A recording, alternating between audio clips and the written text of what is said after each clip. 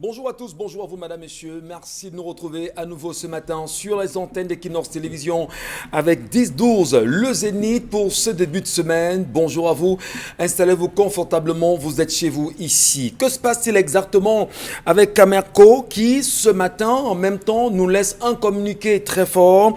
La Cameroon Airlines Corporation a le plaisir d'informer son aimable clientèle de la reprise effective de ses activités commerciales et l'invite à cet égard, bien évidemment, à se rendre dès le 12 octobre 2020 dans ces différents points de vente. Comment comprendre que hier encore, à travers une communication forte, on laissait entendre que Cameco devait effectivement relancer aujourd'hui avec cet avion loué aux Ukrainiens, que non, Cameco semble vraiment ne pas connaître de bonne grâce de Camerounais, mais surtout une bénédiction. Qu'est-ce qui se passe véritablement à Cameco? Pourquoi pas d'avion pour Cameco? Qu'est-ce qui se passe avec l'avion ukrainien qui semble faire problème aujourd'hui? Et selon certaines informations en notre possession, un problème bien sûr d'assurance sera encore au cœur d'un conflit entre l'Ukraine et le Cameroun concernant cet avion qui a été loué et qui devait en réalité desservir à l'intérieur du Cameroun. Et au-delà, bien sûr, de Cameco, toujours des bras de fer. Qu'est-ce qui se passe entre le secrétaire général à la présidence de la République et le ministre de la Santé publique qui lui demande encore de tout faire pour déloger toutes les installations liées au Covid-19 dans les stades du Cameroun en vue de la préparation du CHAN, qui celui-ci lui dit qu'il ne fait qu'attendre les instructions du chef de l'État. Finalement, le SGPR est-il le patron du MinSanté? Le MinSanté n'a-t-il pas un patron qui serait entre autres le chef du gouvernement, le premier ministre John Ngouté lui-même, ou finalement qui gère au final la question du Covid au Cameroun? Est-ce qu'on ne tenterait pas de distraire les Camerounais sur ce énième fait qui fait sensation aujourd'hui? Pourquoi vouloir rapidement déloger ces installations liées au Covid au Cameroun? Est-ce qu'on a déjà fait bien sûr l'état des lieux? Quel justificatif doit-on donner bien sûr aux Camerounais? Madame, monsieur, bonjour à vous, bonjour à tous. Installez-vous confortablement. La grande équipe comme tous les matins au complet, ensemble unis pour la même mission. Jusqu'à 12h, nous allons vous servir. Charles Mbachou, bonjour. Monsieur Michel Ngachou, le diable est dans la maison. Ça veut dire? Monsieur le curé, le diable est dans la maison. Ces propos ne sont pas de moi, monsieur Michel Ngachou. Les événements de ce week-end donnent la chair de poule. Une chair de poule qui nous amène à nous poser la question de savoir si réellement le Cameroun est encore gouverné. Nous avons des messes d'action de grâce qui sont organisées à tout vent par les responsables de la République, M. Michel Ngachou. Rappelons-nous que pour l'incident qui était survenu lorsque les 7 ministres de cette République sont allés à l'extrême nord, juste une ministre de cette République a eu à elle seule plusieurs messes d'action de grâce, dont la dernière s'est vue, M. Michel Ngachou, véritablement perturbé au niveau de la France, où cette expression que je viens d'employer a été tenue avec des petits-enfants qui se sont vus, M. Michel Ngachou, frustrés par la présence de la basse. Vous dites que le diable est dans la maison? Ce n'est pas moi qui le dis, M. Michel Ngachou. Ah d'accord. Rappelons-nous encore, nous sommes toujours ce week-end où samedi et dimanche, les microbes ont investi 2 rues ou 2 quartiers, Deido et Aquanor. On a eu un célèbre supermarché qui s'est vu vandalisé, malgré la présence des vigiles, par une horde de près de 300 individus qui s'appellent microbes, virus, qui se baladaient impunément dans les rues avec les machettes, les couteaux, les gourdins, M. Michel Ngachou, les haches et des lances, poignardant, déchirant la chair des différents individus. Ils ont fait pendant 2 jours. Pendant 2 jours, dans une zone où nous avons des commissariats, où nous avons des brigades. Je ne lance pas la faute sur les responsables de ces brigades et de ces commissariats parce qu'ils ont combien d'éléments, mais je relance et j'interpelle M. Michel Ngachou ce matin, en toute humilité, le chef de la division de la sécurité militaire, de grâce qu'on nous renvoie à Douala, le commandant Lowat et toute son équipe avec le commandant Abakachi. Il faisait la terreur dans cette ville à une certaine époque. J'ai vu des messieurs qu'on a agressés, des petites filles qui ont été blessées parce qu'elles étaient avec papa, tonton, en train de manger du poisson à Deido. Le gouverneur est descendu avec tout son état-major, mais je peux vous rassurer que ces gars n'avaient pas peur, ils n'avaient pas froid. Eux, ils ont fait leur calé-calé, sortant de Saker, sortant de la rue des Stars, sortant de l'école publique, venant par Aquanor, ils ont fermé toutes ces rues et ils ont agressé les gens à l'intérieur. C'est grave pour une république. Ils sont partis, on n'a pas arrêté un seul, justement, de ces hors-la-loi qui était au nombre minimum de 300. 300. Alors, ce qui est formidable également... En 2 jours, ils ont fait en 2 jours. Ce qui est formidable dans l'affaire, c'est samedi que et dimanche. Le gouvernement du Cameroun nous regarde ce matin et on sait exactement ce qui s'est passé hier. Aucun communiqué n'a été rendu public jusqu'à présent. Aucune sortie officielle. Ne serait-ce que même du gouverneur lui-même qui est descendu hier. On ne l'a pas entendu. On ne sait pas exactement ce qui a été dit. À côté de ceci, que dit le ministère de la délégation générale à la Sûreté nationale qui devra en réalité se prononcer sur cette question pour la sécurité des biens des personnes? Monsieur Michel, c'est le 3e coup. Le premier, nous l'avons décrié ici. Ils ont braqué de la station, en jusqu'à Makepe. Donc je dis, le premier coup, c'était de Bokom jusqu'à le rond-point Petit Pays. Ils ont pris tout le temps pendant plus d'1 heure. On n'a pas pu les intervenir, les interpeller. Le deuxième cas, c'était Ndokoti, il n'y a pas longtemps. Voici le 3e cas. Cachez-vous à Bonamoussa, à Makepe, ils vont vous retrouver là-bas. Ils cassaient les maisons des gens hier, ils ouvraient les maisons. On va vous retrouver là-bas, n'intervenez pas. C'est vous qui résidez dans ces quartiers. Peut-être demain, on va entendre qu'ils soient là à Bonanjo. C'est grave. Qu'est-ce qui se passe véritablement, madame, messieurs? Est-ce que le Cameroun devrait renouer avec ce qu'on appelait dans un passé proche le commandement opérationnel, souvenez-vous, qui a fait pas mal de grabuge, mais surtout qui a conduit à la disparition de ce qu'on appelait aujourd'hui les 9 disparus des Bépanda? Comment comprendre qu'on soit dans un pays en réalité où on a un chef d'État, on a un gouvernement, où on a une sécurité publique, entre guillemets, et on vit de tels affres en pleine capitale économique du Cameroun? On en reparlera donc pendant l'émission, madame, messieurs. Bonbon Bengan Kandje, bonjour. Bonjour, monsieur Ngachou Numba. Bonjour à vous, chers téléspectateurs. Charles Lamel, vous vous interrogez justement les microbes, on les cultive. On les cultive, moi j'interpelle ici, au premier rang desquels les gens qui suscitent ce genre de choses, c'est des autorités administratives et les autorités municipales. Je ne dis pas qu'ils sont des mèches avec les microbes, mais le comportement un peu, j'allais dire, hautain peut pousser à un certain nombre de choses. Monsieur le maire Fengouan, monsieur le sous-préfet de l'arrondissement de Douala 5e, vraiment, entre nous, comment vous pouvez laisser que les gens s'installent dans les rues, nuisances sonores toute la nuit, pendant 1 semaine? Vous permettez que les détenteurs des bistrots installent les bâches partout, en haranguant les foules, c'est-à-dire en élevant le volume, des volumes des musiques qui encadrent ces lieux. Ce n'est pas normal. Il y en a même ces détenteurs de bistrots qui prennent toutes les rues, prennent des cours tout entières. Et si vous avez une telle attitude, comment les microbes ne pouvaient pas trouver en cela un champ, j'allais dire, d'action, d'activité et de prolifération? Ce n'est pas bon, ce n'est pas normal. L'école vient de commencer, vous avez appelé les gens à aller à l'école, mais vous, les autorités, et municipales et administratives, vous permettez cela. Dites-moi, est-ce que tous ces gens-là ont des licences, des ventes, j'allais dire... d'exploitation, des bars dancing. Voilà, même si ils ont des licences d'exploitation des bars dancing, jusqu'à quel niveau ont-ils tous, ces gens-là ont-ils tous cet agrément qui leur permet de nuire des gens toute la nuit? On ne dort pas. Situation assez compliquée. On ne dort pas. Et vous le dites pas, c'est bien aussi. Quand vous allez exactement au lieu d'Ibépanda one-to-one, je prends cet endroit parce que c'était un corridor que je connais très bien, c'est extrêmement grave là-bas. On voit même des disc jockeys qui sont à l'extérieur. À l'extérieur, chacun mixe. Mais est-ce que c'est raisonnable? Qu'est-ce qu'on fait justement de la nuisance sonore au Cameroun? Il y a quand même une disposition légale sur cette question, Bonbon Menga. Oui, il y en a. C'est pour ça que je les interpelle. Mais c'est comme si Douala 5e est devenu le champ d'expérimentation. Vous prenez à partir de corps public d'Edo jusqu'à PK14. Donc toute la zone qui concerne Douala 5e est portée aujourd'hui maîtresse dans cet art-là où les DJ ont déserté les boîtes de nuit. Ils s'installent maintenant dans la rue. Merci à vous, Mohamed Gan. Karine Sontia, bonjour.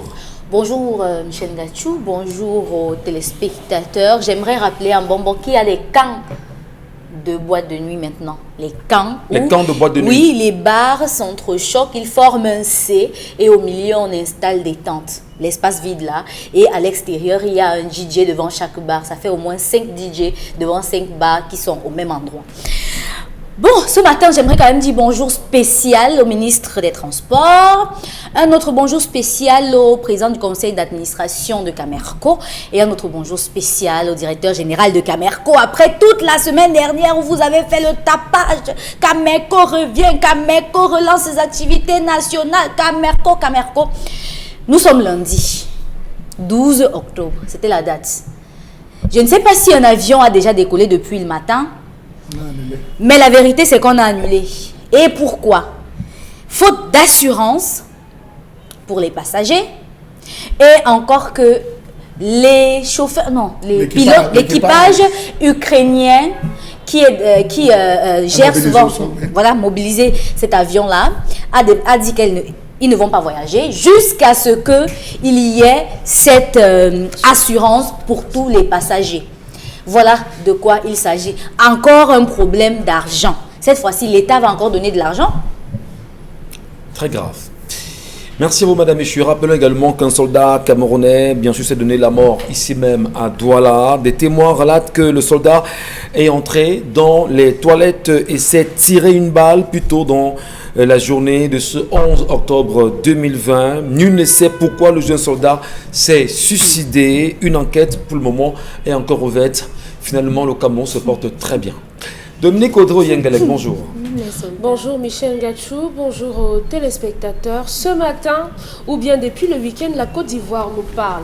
Elle nous parle en ce sens qu'on a vu la matérialisation de ce qu'on peut appeler opposition. Au Cameroun, on a... Oui, Michel. Oui, parce que ici, on peut hocher la tête. M. Kamto est là où il est, et depuis là, on ne voit plus aucun opposant. Oui, on peut Quelqu'un hocher m'a la tête en répondu que ce disant... sont des proposants, mais on ne les voit pas. Donc, en ce sens, la Côte d'Ivoire nous parle. On a vu une opposition unie contre un camp en face. C'est tout ce qu'on a toujours demandé ici. À côté de ça, on dira que résolument, on finit par se dire qu'au Cameroun, on n'a pas de prêtre suffisamment à même de pouvoir porter la voix aussi haut dans les cieux pour pouvoir remercier le Seigneur de nous avoir fait échapper à une mort certaine sur une de nos routes. Ouais. Et c'est maintenant en France que tout se passe. Qu'on va prier. Voilà. Dieu est là-bas en fait. C'est vrai que Dieu est partout aussi. Hein. Non, il n'est pas là-bas. Ils sont partis à la mer. Dieu est partout. C'est la fille aînée de l'Église catholique. Voilà. Quand vous voulez aller, il y a quand même une hiérarchie. Il y a la hiérarchie. Ah, d'accord. Donc, on va faire des messes chez la fille aînée de l'Église catholique. Catholique. Afin d'avoir... Parce que nous sommes les élèves de sûr que ça va Mitterrand. arriver. Ouais, parce que nous sommes les élèves de Mitterrand. Et la fille aînée de l'Église catholique, c'est le pays de Mitterrand. Allez, merci à vous également. Il faut le dire, en ce moment, en Côte d'Ivoire, effectivement, ça bouge énormément avec la question des élections à venir pour octobre prochain. Vous le savez, le PDCI d'Henri Konan Bédié, l'OFPI, faction Affinguessan, y compris la nouvelle faction qui est naissante aujourd'hui. On le sait également, ça bouge énormément. Ces milliers d'Ivoiriens se sont rassemblés ce week-end dans un stade. Question de faire entendre leur voix et demander à Alassane Dramane Ouattara de surseoir son projet qui vise à se représenter et à briguer un nouveau mandat. Et il faut bien sûr, c'est quand même curieux. C'est quand même curieux, avant qu'on ne rentre dans l'histoire du jour, de dire qu'il y a une modification de la Constitution en Côte d'Ivoire qui donnait à l'actuel président de remettre les compteurs à zéro pour repartir sur une nouvelle base. Le même projet a été initié en Guinée-Conakry, où le président Alpha Condé, lui aussi, a modifié la Constitution, lui donnant de fait l'occasion de repartir sur une nouvelle base. Mais finalement, qui manipule les chefs d'État en Afrique? Qui manipule les constitutions africaines? En réalité, c'est nous, Africains, qui les laissons faire. Si on va sur la base d'un serment, moi, je n'ai pas fait le droit parce que je n'avais pas les capacités d'arriver là où on faisait le droit. Mais j'entends les gens dire que la loi n'est pas rétroactive. Vous prêtez serment sur une constitution en disant « je vais l'appliquer ». Donc, même si vous modifiez la Constitution, c'est votre successeur qui doit en bénéficier en principe. Pas vous-même. Et pas vous-même. Donc, vous modifiez la Constitution en cours de route, comme le cas de Paul Biya. En 2008, c'est son successeur qui aurait pu en bénéficier, c'est pas lui. Donc, voilà. Vous dites que je vais respecter. Maintenant, quand vous modifiez, peut-être seulement sur une Constitution qui limite les mandats, et vous modifiez les dispositions en cours de mandat, ce n'est pas vous. Puisque vous avez déjà prêté serment, à moins que chez nous le serment ne veut rien dire. Et à côté de ça, Michel, il y a aussi le Nigeria qui nous parle. Vous savez que depuis la semaine dernière, il y a des acteurs culturels qui ont engagé des manifestations contre les violences policières. Et à côté de ça, on a vu un artiste Davido qui est monté également au créneau avec tous ces citoyens nigérians qui ont décidé de marcher. La question qu'on peut donc se poser, c'est à quoi nous servent nos artistes, nos acteurs, parce que jusqu'ici, personne ne dit rien. Pourtant, on est dans le même pays et ce sont vos fans qui sont dans la mouise, on peut le dire comme ça. Et bien sûr, Dominique Audrey, dans un moment, on parlera bien sûr de l'histoire du jour, mais surtout rappeler qu'en ce moment même au Nigeria, le Nigeria dissout une unité de police spéciale fédérale baptisée le SARS en ce moment, à la suite justement de cette question que vous évoquez. L'histoire de ce matin nous interpelle Dominique Audrey. Il s'agit de quoi véritablement? C'est une histoire qui met en scène deux hommes, deux voisins de longue date. L'histoire s'est produite au quartier Van, c'est à Yaoundé, au niveau de l'échangeur. Donc, ce sont deux voisins qui partagent le quartier depuis fort longtemps. Donc, l'un des voisins se rapproche de son voisin et il lui dit j'ai une situation, j'ai un problème et j'aimerais que tu me donnes 800 000 francs, je te les rendrai dans 6 mois. Et le voisin, compte tenu de la longévité, de la qualité des relations qu'ils avaient tous les deux, il lui a simplement donné les 800 000 comme ça, sans aucune forme de procédure. Et le délai de paiement, de remboursement était fixé à 6 mois. À 6 mois, le voisin endetté est venu donner juste 300 000 en expliquant qu'il a eu quelques imprévus et qu'il n'avait pas pu avoir la totalité de la somme. Et il a demandé une sorte de moratoire que lui a effectivement accordé son voisin. Sauf que rendu à 1 an, soit 6 mois plus tard, les 800 000 n'ont pas été restitués. Et il dit donc à son voisin vraiment: je sens que je ne pourrai pas te rembourser la totalité de la somme puisqu'il reste 500 000. J'ai 500 mètres carrés de l'autre côté là-bas à Oja que je vais t'octroyer comme ça et on va balancer. L'histoire s'est produite il y a 15 ans déjà.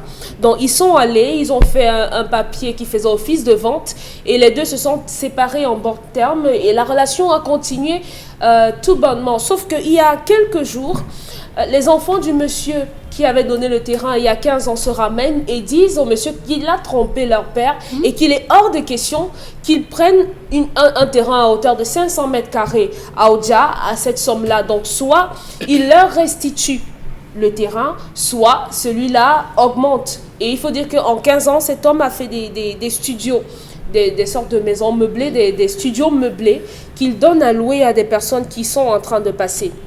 Aujourd'hui, ce monsieur, il dit qu'il est traîné dans les commissariats. Ce n'est plus, l'histoire n'est pas restituée telle qu'elle a été vécue. On ne dit pas là-bas que c'était une affaire de prêt qui s'est terminée par une vente de terrain. On dit simplement qu'il est venu, il a trompé le père et il a donné 500 000 et il a pris le terrain de 500 mètres carrés. Il est là. Il est là, il ne dit rien. Donc, il a laissé ses enfants. Ses enfants lui ont dit vraiment, nous sommes des choses aujourd'hui dans la République.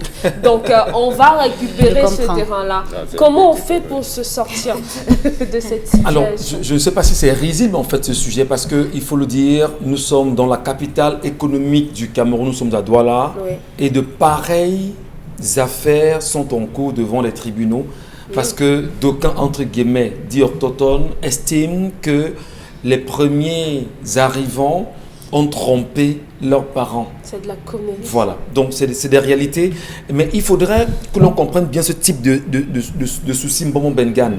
Lorsqu'on a un fait comme celui-là, vous qui comprenez bien ces questions liées au foncier, au domaine, y compris même aux résolutions traditionnelles, comment est-ce qu'on peut comprendre ça? Non, il ne faut pas faire d'amalgame. Vous avez voulu prendre dès le départ autochtone. Non. Je suis d'accord que les communautés s'élèvent en tant que communauté pour revendiquer les terres que l'Église avait prises. Ah, vous parlez de l'église. Oui, que pas l'église catholique ou protestante, les églises, voilà. Là, parce que c'est différent. C'est différent. Et je pense que le professeur, je ne vais pas citer le nom, bon, ça risque d'apporter une certaine doute. Mais il y a des communautés qui se sont levées pour reprendre. Et là, ils ont eu gain de cause devant les tribunaux parce qu'à l'époque, lorsque ces églises venaient, elles s'arrangeaient à avoir des titres fonciers sur leur domaine et abandonner les communautés qui leur ont donné ces terrains-là, c'est-à-dire ne les encadrer plus. Or, il était question dans ce contrat de dire, oui, faites protéger, aidez-nous à protéger toutes les terres. Mais l'Église s'arrangeait à protéger ces terres et à laisser les communautés. Là, il y en a, faut revendiquer. Bon, je peux parler d'un cas, le professeur Makang Mambok, il a eu, avec les terres de l'église catholique à Saint-André, il y en a à Pouma, il a eu gain de cause à plusieurs égards. Mais ici, l'histoire ici, en fait, le papa qui a donné le terrain à son ami est embarrassé. Il a dit à ses enfants que voilà, il y a eu un deal, j'ai donné ce terrain à mon ami parce que je ne pouvais pas. Mais les enfants disent quoi? Nous sommes quelqu'un à Yaoundé. Parce que ici, on ne sait même pas. Parce que l'histoire ne nous dit pas si les deux amis sont autochtones de Yaoundé ou pas. Non, c'est celui qui a le terrain qui est autochtone là-bas. Donc, c'est pas là le problème. Le problème, c'est que nous sommes des gens ici. On ne peut pas admettre parce qu'aujourd'hui, le niveau de la mercuriale au niveau de Odia a augmenté. Oui. Et les enfants estiment que leur papa a été pollué. Ben, ils n'intègrent pas l'autre volet. Les 800 000 que l'ami de leur papa a donné à leur papa a servi à quoi? Peut-être à leur épanouissement, peut-être à leur santé, à leur truc aujourd'hui, au point où ils viennent parce qu'ils sont des gens. Nous, on n'est plus des gens. Et ils sont des gens. Ils sont des gens à Yaoundé et on casse papa. Il ne peut pas parler, on le mate. Vous matez même votre père. Vous savez, chacun d'entre nous, lorsqu'il enterre quelqu'un, les derniers mots, c'est quoi? Que la terre de nos ancêtres soit légère. Ces enfants sont en train de prendre une malédiction terrible. Et c'est pour cette raison que je Mais lorsque le père est présent, le père voit les enfants faire. Ils ont dit à leur papa, tu t'étais. Voilà. Ce n'est pas ça. Papa leur a dit. Ils ont dit, tu t'étais. Son autorité de père ne peut pas se lever et dire, monsieur et madame, arrêtez votre histoire, ce terrain, il y a eu un accord entre le monsieur et moi. Il leur a dit, mais on dit, papa, tais-toi. Tu ne vaux rien. Voilà le problème qui se pose. C'est-à-dire, les enfants matent leur papa, ils sont même prêts. J'allais dire, s'ils avaient la possibilité de déshériter leur père, alors que c'est leur père qui peut les déshériter. Vous voyez comment dans une situation. Donc, méfiez-vous. Ceux qui s'engagent dans les affaires de terrain et d'exploitation de bois, vous ne savez pas quelle malédiction vous en tirez. Ces enfants, ils sont des gens à Yaoundé. Mais attendons de voir l'avenir. Karine Son, c'est justement votre appréciation de l'histoire de ce matin. Voilà comment les gens trouvent leur mort, la mort dans certaines choses. Parce que là, ça ne regarde même pas ces enfants. Je ne sais pas pourquoi ils sont si intéressés par le bien de leur papa, alors que chacun d'entre eux est déjà quelque chose dont on peut acheter encore 4 fois ce terrain-là pour leur papa. Vous voyez un peu, parfois même votre parent vend votre terrain. C'est-à-dire, il vend même à un prix dérisoire juste parce qu'il veut vous soigner ou il veut vous situer. Et comme eux, ils sont même déjà quelque chose, peut-être c'était même pour acheter un de leurs concours, par exemple. Maintenant qu'ils ont réussi... Ah ben que vous ne validerez pas. Non, je ne valide pas la corruption, mais je dis que c'est des hypothèses. Voilà. Maintenant qu'ils ont réussi, ils pensent que c'est maintenant eux le droit, quoi. C'est eux la loi. Sauf qu'ils ne savent pas comment l'histoire a commencé. Voilà comment les choses se passent. Ils vont continuer comme ça. Et on va déposer un charme dans cette même concession pour eux et ils vont venir, ils vont porter ce qu'ils vont porter. Les gens meurent pour rien, donc gratuitement. Vous vous levez de chez vous, vous avez grandi, vous avez l'âge de commencer à manger votre argent et vous cherchez les problèmes. Voilà ce qui vous arrive. Il est inadmissible. Parfois, il y a les problèmes des parents dans lesquels on n'entre pas. On n'entre pas. Ça pouvait même être qu'il avait donné ce terrain gratuitement pour remercier d'une faveur. C'est-à-dire, je vous aide dans un service. Et puis, vous me donnez un terrain. C'est ce qui s'est passé à Bomboxo, si je me trompe. C'est ce qui s'est C'est passé. à l'époque, hein, c'est pas aujourd'hui. Oui, non, j'ai dit, même aujourd'hui, il y a des gens qui le font. Effectivement. Qui le font, c'est-à-dire, Effectivement. il arrive, vous arrivez quelque part, tellement vous avez viabilisé son espace qu'il vous dit, je vous le laisse. Moi, j'en étais bénéficiaire. Voilà. Et imaginez que les enfants de la personne grandissent et découvrent que c'était même un terrain qu'on vous a légué. Mais ils commencent à réclamer que vous avez trompé mon papa, il ne vous a pas donné, c'est sûr que vous l'avez même charmé, c'est sûr que vous l'avez arnaqué, et ainsi de suite. Alors que c'était un legs. C'est dangereux. C'est dangereux. Merci. C'est très dangereux. Charles Amem Bachou, comment vous appréciez l'histoire de ce matin? Ces enfants ne sont rien. C'est des paresseux. Ils ne valent rien. Ils sont quelqu'un. Non, ils ne sont rien. Ils sont quelqu'un parce qu'ils ont trouvé un preneur sur ce terrain. C'est pour ça qu'ils sont quelqu'un. Ils ne valent rien. Il y a 3 choses avec lesquelles on ne joue pas dans la vie, monsieur Michel Gachou. La femme, l'argent et le terrain. Voilà les 3 valeurs avec lesquelles on ne joue jamais dans cette vie. Mépriser une petite fille de 6 ans, elle n'oubliera jamais. Lorsqu'elle atteindra l'âge de 20 ans, elle cherchera le bras qu'il va la venger. Ça ne joue pas. Ça ne joue pas. Et ce que femme veut, Dieu veut. Mais ce que Dieu veut, femme s'en fout, monsieur Michel Gachou. Ça vous fait rire, mais vous devez le comprendre. En amitié, on n'emprunte pas. C'est de taquiner les femmes, Charles Amem. Non, je le dis. Voilà. Vous-même, vous riez parce que vous savez que c'est vrai. En amitié, on n'emprunte pas, on ne prête pas, on aide. Je dis en amitié, on n'emprunte pas, on ne prête pas, on aide. Un ami n'est pas ton ami, un étranger, c'est ton frère. Oui, Monsieur Michel Gachou. Est-ce qu'il y a un titre foncier justement? Monsieur Michel, je suis encore en train de développer les principes de Bantou. Vous êtes mon ami, monsieur Michel Gachou. Vous avez un problème, je vais vous dire, je ne vous emprunte pas, je vous aide. Allez vous débrouiller. Si j'ai 800 000, je vous aide. Dans le cas où je ne peux pas, je vous donne. Ça, c'est le premier point. Deuxième point, aucune relation, aucune affaire faite entre des Bantous concernant le terrain n'est scellée par un pacte. Lorsque vous partez acheter la chèvre au marché, celui qui vous vend la chèvre fait le rituel sur la chèvre avant de vous la donner. On a vu des personnes qui allaient acheter des êtres humains en forme de chèvre qui partaient utiliser. Donc, monsieur Michel Gachou, ils n'ont pas fait un pacte. Ils n'ont pas versé de l'eau. Ils n'ont pas versé de vin blanc, parce que dans le sang, c'est ça. S'il est autochtone, on va dire le terrain que je te donne. Comme je détourne mes yeux de cela aujourd'hui, je ne reviendrai plus. C'est comme ça, je l'ai dit.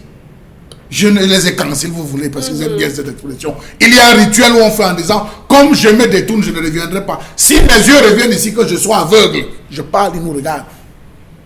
Donc, ce que ce père fait, s'il est autochtone, il sera aveugle. Il sera aveugle. Et les enfants? Je n'ai pas terminé. Je finis. Je suis en train de terminer, monsieur Michel Gachou. Je dis, la fin, c'est les enfants ne se mêlent pas des choses des parents sans la présence des témoins. Le père n'a pas dit à son ami à deux. Ils avaient des amis ensemble et en commun avec qui ils ont dit que par rapport à telle affaire, voilà comment j'ai réglé ça avec un Wana. Voilà comment j'ai réglé ça avec un Wana. Voilà comment j'ai réglé. Nous avons géré. Aujourd'hui que les parents se lèvent, les enfants se lèvent, rien ne se crée ici-bas ex nihilo. Tout part de quelque part. Comment sont-ils arrivés là, monsieur Michel Gachou? Non, je vous dis, c'est des paresseux. Même le père qui sait qu'il se prépare à perdre la vue parce qu'il est revenu. Il est revenu gâter ce qu'ils avaient arrangé, tout simplement. Le père n'est pas s'il n'y est pour rien. Non, le père est contre les enfants. donc le père, non, il n'est pas contre. Le père a donné l'onction puisqu'il ne dit rien. C'est ce que Dominique nous a dit. Ben, Il peut empêcher ses enfants de faire ça. Moi, ce que je veux dire simplement, c'est qu'aujourd'hui, les enfants ont la capacité, pour ce qu'on connaît aujourd'hui au Cameroun, les gens ont la capacité de trafiquer les titres fonciers. Ça coûte. La vente de terrain au Dja, c'est 250 000, 300 000. Je vous dis que le mètre carré actuellement au Dja, parce que c'est un quartier où il y a la capacité. tous les grosses pontes de la République. Après au Dja, c'est Nyom. Bon, vous savez, tous ceux qui sont à Nyom, monsieur on Michel dira Gachou. que nous qui on y habite, c'est qu'on a beaucoup d'argent, mais arrêtez Charles Amem Bachou. Alors, oui, bah, il faut arrêter. Je voulais simplement dire quoi. Aujourd'hui, la question du titre foncier, on sait qu'on peut trafiquer les titres fonciers aujourd'hui au Cameroun. Si le père a remis le terrain à son ami, son voisin, son frère, sans penser au titre foncier plus tard, il fera morcellement en disant, dans ce morcellement, ceci reviendra à mon frère et voisin. Et plus tard, effectivement, que les enfants agissent de la sorte, ne sont-ils pas quelque part dans leurs droits? Non. Non, cher ami. Vos choses... Je pose la question bêtement. Non, mais justement, Choses de droit. votre droit même qui s'inspire de 1901 en France est caduque. Et qui est maladroit. Il est maladroit. Donc, vos lois-là ne régulent jamais. Je veux prendre le cas qu'il a cité. Ça se passe ici à Douala, au lieu d'Ingodi, Bakoko et partout. Je connais des papas, ils sont déjà décédés. Ils ont donné des terrains comme ça aux amis, à leurs amis, en matérialisant, mais sans titre foncier. Oui, en Les enfants matérialisant. viennent aujourd'hui, en le sachant d'ailleurs, parce qu'il y en avait qui allaient à l'école, ils savaient que papa a donné le terrain. Il ne vit plus. Ils partent faire un titre foncier global au sein duquel il inclut ce terrain-là et il demande aussi de partir. Ça, c'est de la malhonnêteté. J'ai l'impression que ces gars de Yaoundé et Aoudia sont dans le même chapitre. Oui. Ils sont dans ce même. C'est pour ça qu'ils embarrassent. Et ces gars, il y en a, ils sont en Godi Bakoko, ils balancent leur maman parce que j'ai suivi ça. Ils disent à leur maman, ton mari et toi. Et ils oublient même que c'est leur papa. Ils n'appellent même pas leur maman ou papa. Ils disent ton mari et toi. Mais attendez, ces terrains qu'il vous a laissés au moins, ils ont tout fait pour vous laisser un terrain. Et peut-être cet ami les a amenés, les a sortis d'une situation compliquée qui vous aurait empêché de vous épanouir. Donc ici, falsifiez vos titres fonciers comme vous voulez. Nous autres, dont traditionnalistes qui restons, on va féticher les terrains. Qu'est-ce qui peut de arriver telle à ces manière enfants que... de façon, Vous mettez le pied pourri. traditionnelle, bon, Non, Bengan? monsieur, Comment est-ce non, qu'on vous résolve placez ce genre de le problème? Monsieur Le Gassou. tribunal Les traditionnel, c'est enfants quoi? honorent ton père et ta mère. On ne dit pas mort ou vivant. Ou que On toutes ne les dit pas situations- qu'il soit fou ou pas. Vous ne connaissez pas les relations qui lient les deux personnes. Vous ne les connaissez pas. Il y en a même qui sont allés jusqu'à dire que mon fils épousera ta première fille. Et en grandissant, maman te dit que non, ton père n'est plus. Hein. Et sache que les relations qu'il avait avec elle, tu devrais épouser sa fille, la première fille là-bas. Et cette famille, c'est que une fille dit non, on avait un ami ici, vraiment, au regard des relations, il faudrait que. Donc on se prépare même ça avant votre naissance, ça existe. Mais quand vous voulez donc briser ce genre de serment, tant pis. Parce que vous êtes quelqu'un, parce que vous pouvez entrer dans tel dossier, vous pouvez ouvrir telle porte. Merci. Allez, Dominique, on se prononcera plus tard. Ne vous en faites pas. On le fera très bien. Madame, monsieur, restez des notes. Vous connaissez les plateformes 10-12 le Zénith, Facebook. Ou pour ceux qui nous regardent sur Facebook toujours, allez simplement vous abonner à la page Equinox TV. Et là, laissez-nous vos commentaires. Comment vous appréciez l'histoire de ce matin. Parlons-en dans un moment. Nous avons la colère de Charlemagne.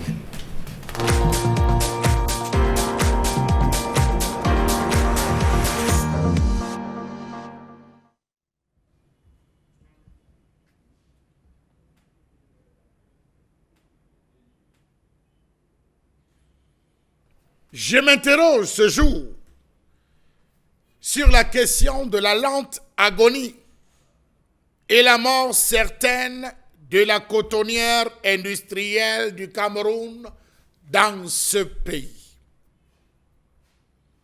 Qu'est-ce qui arrive à la cotonnière industrielle du Cameroun? Elle va de réanimation en réanimation. Pourquoi ne débranche-t-on pas le fil pour l'aider à partir en paix? Comment comprendre l'incapacité de la cotonnière industrielle à satisfaire la demande du marché local? En une trentaine d'années, les parts de cette entreprise sur le marché local ont connu une baisse drastique, passant de 85% en 1985 à 5% en 2016, pour atteindre, nous dit-on, 2,5% dans les 2020. Comment comprendre que la seule industrie textile actuellement en activité en Afrique centrale connaît de sérieuses difficultés en dépit de ses multiples restructurations et dont la dernière même encore en cours? Savez-vous que d'après le rapport de la commission technique de réhabilitation exploitée par Cameroun Business Today, la cotonnière industrielle avait seulement 6% des parts de son marché traditionnel, qui se retrouvent à ne plus être outillés pour faire face à la concurrence. Entre 2016 et 2018, la sous-activité, c'est-à-dire le différentiel entre la production réelle, les charges fixes et les capacités de production, ont coûté respectivement 1,6 milliard de francs CFA, 1,9 milliard de francs CFA et 2,2 milliards de francs CFA. Au 31 décembre 2018, l'entreprise affichait un résultat net déficitaire de près de 4 milliards de francs CFA. La cotonnière industrielle ne va que de problème en problème. Qui se bat pour maintenir cette structure sous perfusion? Qui et pourquoi? Selon une étude du GICAM, avec moins de 2% de part du marché, la cotonnière industrielle du Cameroun est au bord de la faillite. Elle a dû entamer en 2004 la suppression de quelques 300 emplois sur environ 1300 suppressions qui n'ont cessé de se suivre et de se poursuivre progressivement. 8 octobre 2003, la SICAM fut placée sous scellé pour une histoire d'impôts impayés que réclamait l'administration fiscale. Difficulté qui a poussé l'entreprise en charge de l'énergie à plonger l'usine et les bureaux de la cotonnière industrielle de Douala dans le noir en raison des factures impayées. La société spécialisée dans la fabrication de pagnes et de serviettes est insolvable depuis plusieurs années et doit des centaines de millions de francs CFA à l'entreprise en charge de la commercialisation de l'électricité au Cameroun. Rappelons-nous que ce n'est pas la première fois. Mardi 15 janvier 2007, l'énergie avait été encore suspendue par AES pour 7 mois de factures impayées, soit 15 millions de francs CFA. Idem pour l'autre entreprise. L'autre usine, située à la zone industrielle de Bassa, également privée d'électricité pour 8 millions de francs CFA. La cotonnière industrielle a du mal à satisfaire les commandes passées par différentes organisations après celle du 8 mars, qui est sa plus grosse commande jusqu'à ce jour. Oui, seuls les pagnes du 8 mars respectent les délais. La cotonnière industrielle souffre d'une absence de modernisation des procédés et du vieillissement et de l'obsolescence des équipements de production dont certains n'ont jamais été remplacés depuis la création de cette entreprise en 1965. Imaginez, 1965-2020, ça fait 55 ans qu'on utilise les mêmes matériaux. On se débrouille. Pourtant, ce n'est pas que ça manque. On ne peut pas être compétitif avec des équipements vieux de 50 ans face à la rude concurrence étrangère. Comment comprendre l'introduction massive de la Chine dans les productions textiles devant une structure pourtant étatique? La Chine règne maintenant sans partage avec 82% des parts de marché, alors qu'elle se situe à moins de 5% en 1985. La preuve, à ce jour, même le parti au pouvoir, le parti État, ne fait plus confiance à la SICAM. Il passe ses commandes en Chine. Comment comprendre qu'à ce jour, la cotonnière industrielle consomme seulement 1900 tonnes en moyenne de coton fibre, ce qui représente une production de 11 millions de mètres de pagne. Pourtant, l'objectif annoncé était de passer à une consommation d'environ 5000 tonnes du coton fibre, soit environ 30 millions de mètres de pagne. Savez-vous qu'à la fin du mois d'avril 2020, la SICAM n'a utilisé que 49% de ses capacités à cause des difficultés financières? Devrait-on parler de mauvaise gestion? Cette question aussi, on se la pose. Début 2007, 500 millions de francs CFA ont disparu sans trace des caisses, malgré des plaintes posées et les enquêtes ouvertes. Fin 2007, c'est la caissière qui a emporté, on ne sait pas quelle la chimie, 41 millions. Bravo. Bravo à la SICAM. Bravo à la Guinée équatoriale. Bravo au Tchad, à la Centrafrique, au Gabon, qui se sont tournés ailleurs, abandonnant la cotonnière industrielle, la seule dans la zone CEMAC, qui aujourd'hui se tourne les pouces avec les cheveux qui poussent. La colère, Seigneur Charlemagne Batchou, madame, messieurs. La SICAM, finalement, qu'est-ce qu'on dira? Assez compliqué. C'est une entreprise parapublique? Non, l'État, c'est pas de l'enseignement, c'est l'État. Elle est publique. Oui. Oui, oui. Et c'est extrêmement compliqué aujourd'hui de se rendre compte que la Guinée équatoriale, le Gabon, le Tchad, que tous ces pays soient retournés ailleurs, alors que tout s'achetait pratiquement au Cameroun. Toutes les commandes. Les commandes. Toutes les commandes. Aujourd'hui, Les c'est tenues tout ce qui vient de la Chine. Le fait des indépendances de la Guinée, toutes les tenues C'est consommées, commandé. c'était passé au Cameroun. Allez, on va quand même également donner la parole à Dominique Audrey sur cette question. Comment vous appréciez ceci? Les coûts, les achats, le Cameroun. J'ai envie de dire, comment vous appréciez cette colère de ce matin? Ça m'énerve encore plus parce que vous êtes à côté de moi, Michel Gatchou. Parce que Pourquoi? votre tenue montre qu'à cause de vous, on va balayer à Chikabasité. Parce que... Je ne vous le permets pas, Dominique Audrey. Non, ne me permettez pas, je ne vous ai pas demandé la permission, Non, mais Michel. écoutez. À cause de vous, SICAM ne fait pas de chiffre d'affaires. À cause de moi? Oui, parce que votre tailleur, il va acheter le tissu chinois ou bien le tissu nigérian qui coûte un peu moins que celui qu'on vend à Donc SICAM. vous le dites aux téléspectateurs que c'est habillé en chinois. D'accord. Non, c'est pas que c'est... Non, c'est bon. Au Nigeria, Non, on vous a alors. compris. Non, Évoluons. non, non. Je Ce que suis habillé veux en dire, c'est- chinois ce matin. J'ai les tissus chinois sur moi. Dominique Audrey le dit en live. On vous a compris, Dominique Audrey. Évoluons. Et c'est mauvais en quoi? Non, Oui. sa fille me dit que c'est habillé en chinois. Oui, puisque le président d'un parti candidat à l'élection présidentielle a fait les commandes en Chine. Ah, d'accord. Donc, ce n'est pas le genre de chinoiserie de quartier. Donc, pour le monde. Voilà. Vous savez qu'en Chine, il y a qualité et qualité. Ah, on vous écoute, Malheureusement, aujourd'hui, la société SICAM a à peine 5% à 10% du marché local. Aujourd'hui, la Chine est présente à 80% sur le marché. Et le reste de pourcents, les vins qui restent sont partagés entre 15% pour l'Afrique de l'Ouest et 5% pour le Cameroun, dans notre propre pays. Malheureusement ou bien heureusement, la nouvelle tendance aujourd'hui est portée vers le textile, le pagne, on est plus afritude et tout. Et là encore, SICAM n'a pas pu gagner ce marché. Pourquoi? Parce que le tissu coûte extrêmement cher. Extrêmement cher. Aujourd'hui, les Chinois nous vendent le ndop à 1000 francs le mètre carré. Bon, du moins, le pétrole là, à 1000 francs le mètre carré.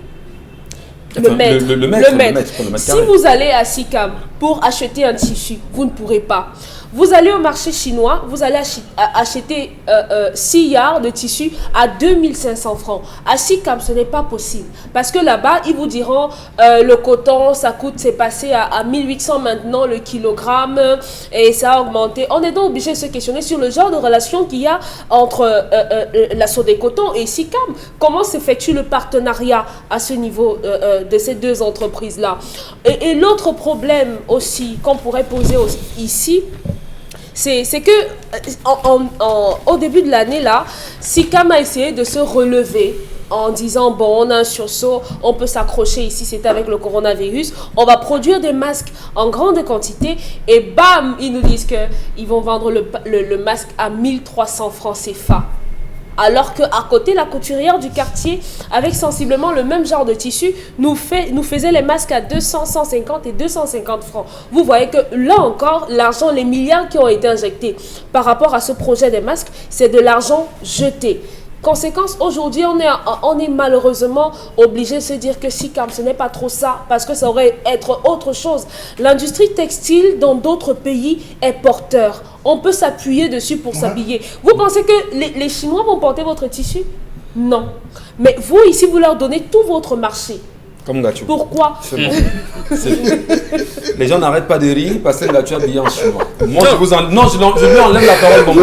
Karine, donnez-moi votre appréciation. Vous êtes sur la lignée du président Paul Biya. Elle dit, les gens n'arrêtent pas de rire que Gatchou est habillé en chinois. Mais il faut donc qu'ils sachent que Ngatou et Paul Biya ont le même habilleur. C'est même habillé. Ils ont le même habilleur. On vous retire la parole, Dominique. Quelle est son appréciation justement la colère de ce matin de Charles Hamel? L'État du Cameroun est actionnaire à la SICAM. Quand vous êtes actionnaire, c'est en quelque sorte votre entreprise aussi. Ça veut dire que quand l'entreprise fonctionne bien, vos actions peuvent aussi gonfler. Et si votre entreprise ne fonctionne pas bien, vos actions maigrissent, perdent du poids. Ça fait que, comme le Cameroun a choisi de ne pas consommer du SICAM, son entreprise, du coup, ses actions deviennent plus fines et il commence à perdre. Comment quelqu'un peut avoir préparé une outil, refuse de goûter avant de servir aux gens? C'est le poison.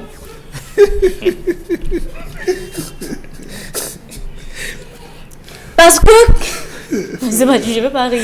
Parce que quand quelqu'un arrive chez vous, même quand vous recevez la réunion, les gens vous demandent parfois de goûter avant que tout le monde se serve. C'est de ça qu'il est question.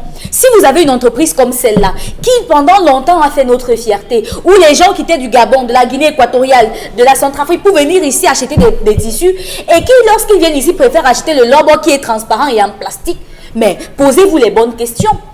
Vous recevez des présidents de l'Afrique centrale chez vous. Vous vous targuez d'être la plaque tournante de l'Afrique centrale, mais vous vous habillez en Uniwax.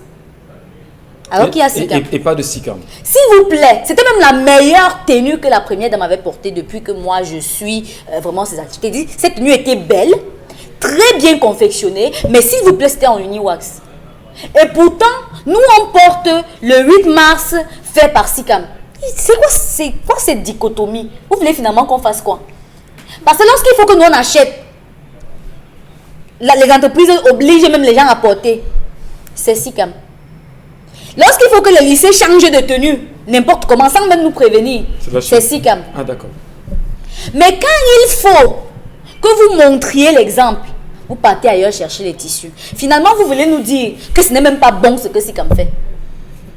Parce que si c'était bon, vous allez commencer par utiliser... Aucune consommation justement de la production locale. C'est en fait ça, parce que vous savez que les sommets des chefs d'État africains sont des espaces de vente de l'image. En réalité.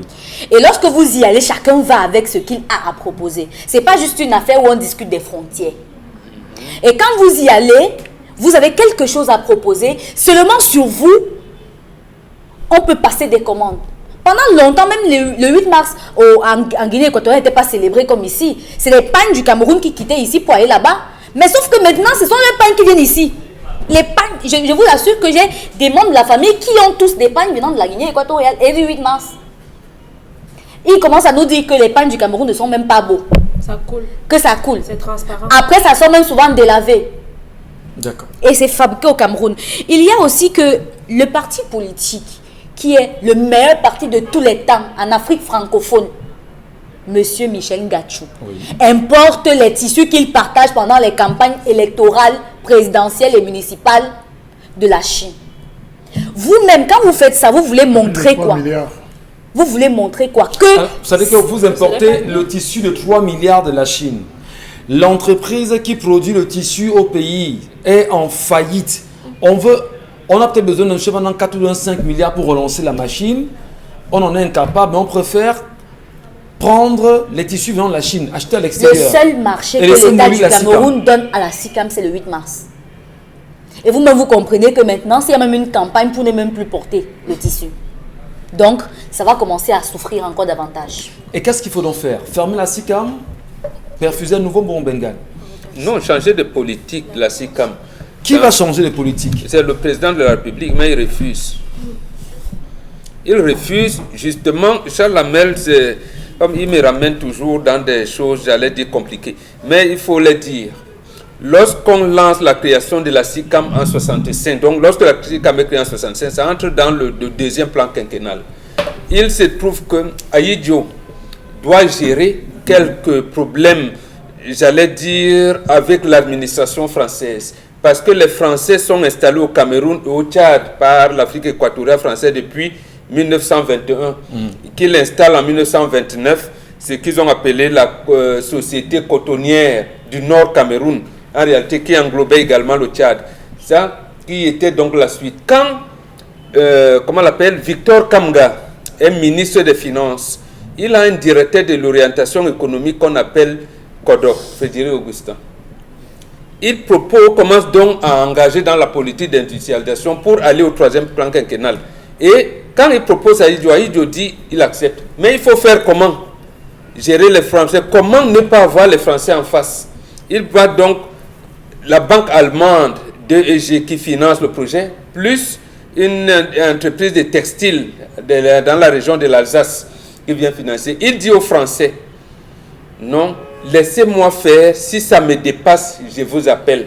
Et on intime donc à Idio que si comme que tu es en train de créer, on va, ça les amener à refaire donc ce qui est arrivé en 1974 sur des cotons pour donner la matière première principale. Parce que déjà, Aïdjo devait gérer au nord le fait que les Français ont imposé la culture du coton que nos compatriotes ne connaissent pas. Ils ne connaissent pas, ils sont dans le mil, le sorgho. Comment on vient s'accaparer de leur terre?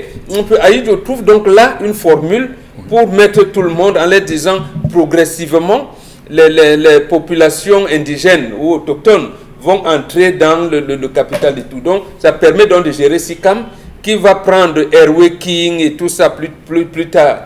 Donc, c'est une politique qu'il fallait mener et sous l'encadrement plus tard également de la Société nationale d'investissement. Mais donc, aujourd'hui, il appartient à Mme Yao Aïssatou de voir comment on peut relancer la SICAM. PCA? Non, il est DG de la Société nationale d'investissement. Donc, c'est la SNI qui mettait de l'argent pour le compte de l'État. Donc, il faut donc le faire, comme disait Karine Sontia tout à l'heure, que le président de la République lui-même, candidat du RDPC à toutes les élections, à l'élection présidentielle, fasse ses commandes à la SICAM. Est-ce que vous avez vu le chef de l'État un jour aborder une tenue de la SICAM? Il refuse. Mais c'est ça qui est donc dangereux. Vous avez vu. Regardez, il y a eu quelque chose que Dominique Audrey l'a révélé tout à l'heure. Gbagbo il dit, je suis habillé par Gilles Touré. Je suis habillé par. Et il venait tenir des conseils des ministres en chemise. En affitude. Et tout. Donc, vous voyez un peu. Donc, quand l'impulsion vient de là, et je termine par là, 2018, le ministère des Finances vient vous dire limitation de l'importation de la friperie. Bon, moi, naïvement, j'avais commencé à penser que peut-être on veut relancer SICAM. Mais bon, je me suis rebuffé en disant que bon, je connais ces gens. Peut-être ils ont le gombo quelque part et ce n'est pas pour réhabiliter la SICAM. En tout cas, merci à vous, Mbon Bengan, Karine Sontia, Dominique Audrey, Charles Membattu pour la colère exprimée. Peut-être vous aussi, madame, messieurs qui nous regardent. Dans un instant, nous prendrons vos nombreux messages. Peut-être quelqu'un pour sauver Ngachou, qui est habillé en chinois ce matin.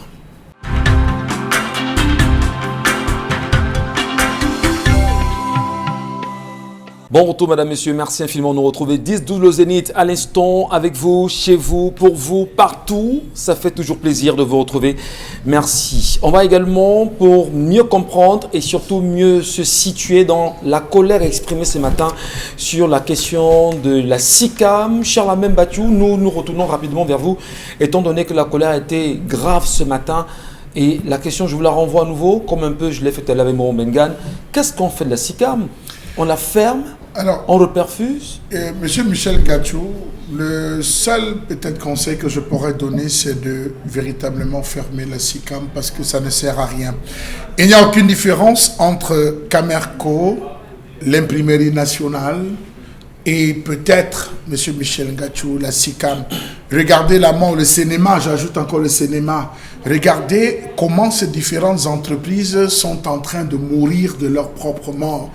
Qu'est-ce qu'on veut nous faire comprendre? C'est que l'ensemble des entreprises mises sur pied par Idio, peut-être c'est cette histoire qu'on veut véritablement détruire toutes les actions, les initiatives qui avaient été lancées par le premier président Amadou Babatoura à Idio. Pourquoi? L'objectif disons, la SICAM a été créée dans l'objectif de la fabrication et la commercialisation du pagne, du linge de maison et des produits teints et imprimés. Voilà ce pourquoi on a fabriqué, on a conçu la SICAM. Oui. Je dis bien commercialisation du pagne, du linge de maison et des produits teints et imprimés. S'il était prévu, monsieur Michel Gachou, que chaque hôtel qui ouvre avait pour obligation de se ravitailler au niveau de la SICAM, si l'État du Cameroun était le premier consommateur de l'ensemble des produits de SICAM, je vous assure qu'on n'allait pas se retrouver. Le Cameroun souffre d'un problème, Bombog l'a dit peut-être 100 fois sur ce plateau,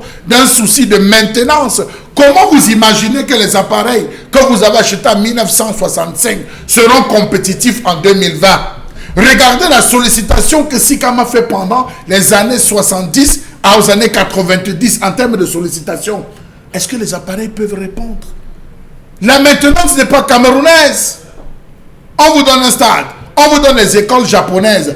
Entretenir les écoles japonaises est un problème. L'entretien au Cameroun, mais j'ai comme l'impression que tous ces ministres, ces gouvernements successifs sont des personnes qui sont sales, monsieur Michel Gachou. Parce que même le linge que vous portez, vous avez besoin de le laver. D'où vient-il que l'entretien, peut-être j'ai parlé, c'est pas de manière péjorative, c'est une façon de faire comprendre que l'entretien est nécessaire, monsieur Michel Gachou, pour toute chose. Le matériel de la SICAM est obsolète, dépassé, monsieur Michel Gachou. Parfois, vous allez passer des commandes. Vous savez que la SICAM a enregistré un bon nombre de plaintes par rapport au fait qu'elle n'a pas pu livrer certaines commandes. On a passé des commandes, les gens ont payé, il y a des structures qui ont attaqué SICAM au niveau du tribunal. Mais qu'on ferme, tout simplement, on n'a pas besoin de 20 jours, qu'on ferme. Vous savez combien d'hôtels, simplement pour la ville de Douala, Yaoundé a combien d'hôtels? Qui sont derrière ces hôtels? Ce sont ces ministres. C'est les ministres de cette République. Oui, c'est les directeurs de cette République. Les ventes sont ouvertes. Monsieur Michel Gachou.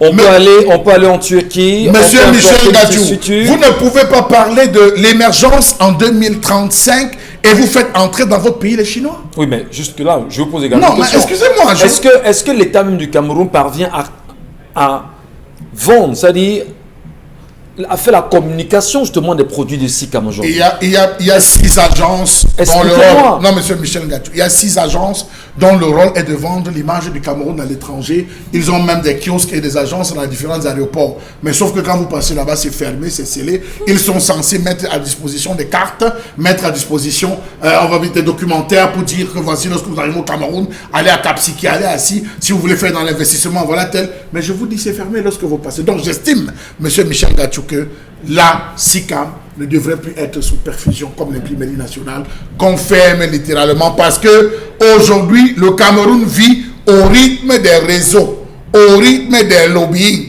Je suis dans le lobbying de monsieur Michel Gachou. Lorsqu'on dit qu'il y a campagne électorale, Michel Gachou m'appelle. Il me dit, Charles Amel, mon ami, viens, voilà 3 milliards, voir comment tu vas aller enlever les choses en Chine, mais avant de partir, donne ma part. Moi aussi, je pars, j'ai une entreprise, je vais voir l'entreprise là-bas, je règle, on me donne le matériel, je viens, je vous partage l'épargne. SICAM est là, mais elle-même ne peut pas revendiquer. Mais allez voir les salaires que les gars touchent. Vous savez que plusieurs fois, les employés de SICAM sont descendus dans la rue. On maintient SICAM de non. On maintient l'imprimerie nationale de non. On maintient Camerco de non. On maintient toutes ces structures de non, mais au fond, elles sont dans une agonie. Regardez la CEMRI. Vous l'avez très bien dit, Charles Amel. On a le sentiment qu'on est en train de tout faire pour mettre de côté tout ce qui a été initié sous l'ère Aïdio et pour qu'on puisse effacer justement la mémoire de ce premier chef d'État camerounais. C'est bien dommage d'en arriver à cette conclusion aujourd'hui. Bon, Bengan Kandji, très rapidement avant qu'on ne passe au message à nos téléspectateurs. Une petite chose pour aller dans la suite de Charles Amel, qu'on se comprenne bien, qu'il y a des lobbies qui veulent tuer la SICAM. Mais prononcer l'arrêt d'activité de SICAM va nécessiter par exemple les liquidations d'un certain nombre de choses, sachant ce qui s'est passé avec l'ONCPB et toutes les autres, la SOTUC et tout, et aujourd'hui le climat ne s'y prête pas. Pourquoi je le dis? Je vous disais tout à l'heure qu'en 2018, on avait dit qu'on allait fermer l'importation de la friperie. On ne relance pas SICAM. Hier encore, quand je dis hier, c'est cette année même, Covid arrive. Il n'y a pas, même les Américains volaient les masques. Et Donald Trump et son administration ont organisé le vol.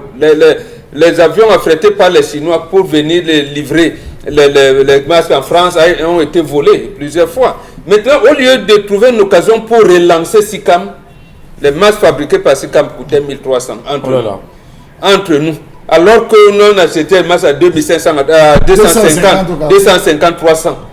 On dit que non, le coton viendra de ce de coton. Pour faire quoi? Vous pensez que SICAM pouvait se revitaliser en vendant un masque à 1300? C'est pas possible. Combien de personnes devaient acheter?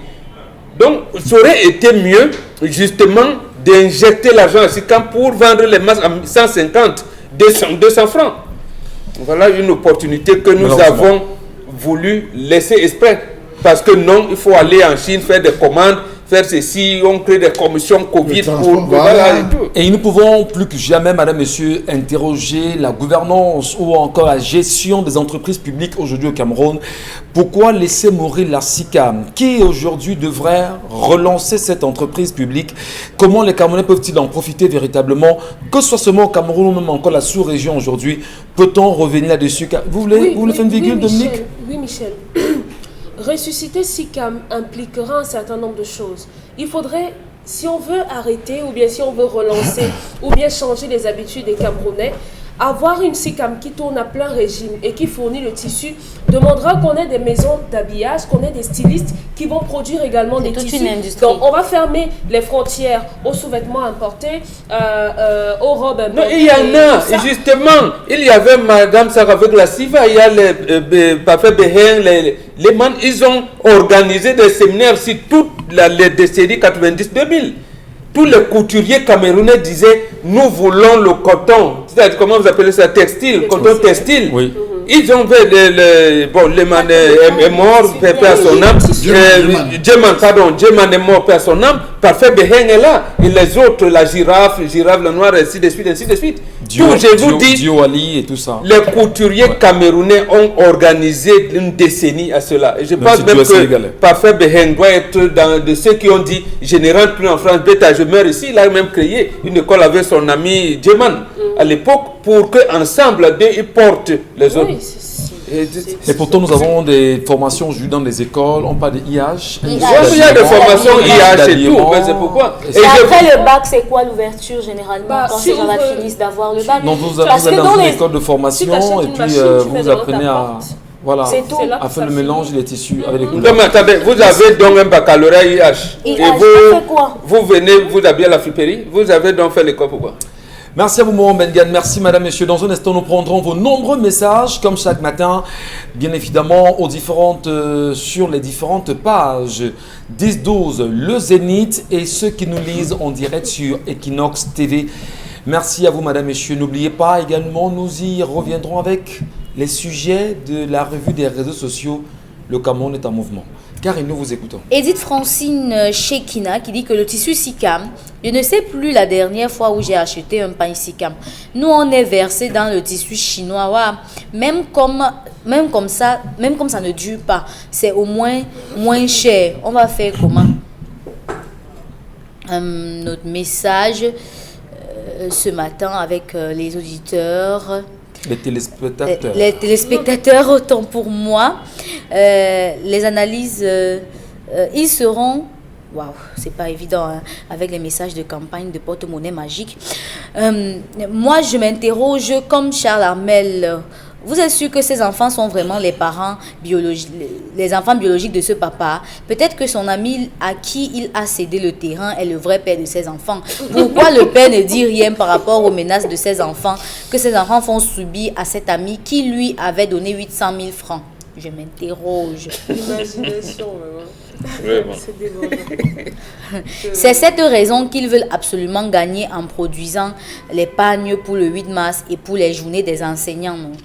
Friede Eloc qui écrit. C'est du poison. Bon, comme j'ai demandé si c'était des poisons que de consommer. Faut toujours établir un certificat de vente car la plupart des familles reviennent. Ils récupèrent le terrain car il n'y a aucun papier qui certifie la vente. Quand bien même il y a même certificat de vente, je prends un cas bien connu. Nous sommes à Yaoundé, exactement au lieu dit usine des eaux à Nkolbisson. Je parle ici sous le couvert du neveu de M. Ngatu Joseph qui a un terrain là-bas et qui a été récupéré par les enfants justement de celui qui a vendu le terrain à M. Ngatu Joseph en Nkolbisson, usine des eaux. Donc, vous pouvez aller vérifier avec un certificat de vente, avec tous les documents y afférents. Mais la fille justement du concerné a trouvé bon de venir avec son mari, usant de tout ce qu'ils ont comme relation au niveau du parquet, au niveau de la justice, tout fait pour récupérer le terrain à M. Ngatu Joseph. Là, je parle d'un Colbisson, exactement. Il y en a plein. Usine des eaux. Vous avez raison. C'est ce que je vous disais tout à l'heure ici en Godi Bakoko. Il y en a. À côté même, là je le dis, le premier conseiller de l'ambassade, bon, on parlait de haut-commissariat de l'Afrique du Sud à Yaoundé, a ce problème-là. Où celui qui a le terrain, quelqu'un d'autre vient prendre alors qu'il est là. Et là, il est au cadre de il y avait des témoins, effectivement, parce que sur le cas de M. Ngatou Joseph, précisément, à l'usine des eaux, là, il y a monsieur Medou Djemba qui était témoin de vente et qui aujourd'hui ne parvient plus à s'exprimer sur la question. Vous comprenez que c'est des entourloupes, c'est des choses qui sont... Non, les gens ont les parapluies, les godasses. Quand Dave Kemoto, ceux qui arrivent là, on voyait ça venir, chers amis, surtout avec le renouveau. Quand ceux qui ont connu le Maurice Dave Kemoto, quand il disait j'ai les parapluies et les godasses, c'est qu'en fait, vous avez vos titres fonciers, le gars va là-bas, il prend, il vous déloge. Voilà. Et même là, la justice ne dit rien. Karine, nous vous écoutons. Des messages. Encore ce matin, vous pensez que les Chinois sont là pour blaguer. Nous, Africains, nous sommes trop bêtes. Nous avons tout en Afrique, mais nous pensons que ce sont les étrangers qui viendront développer nos pays. Détrompez-vous.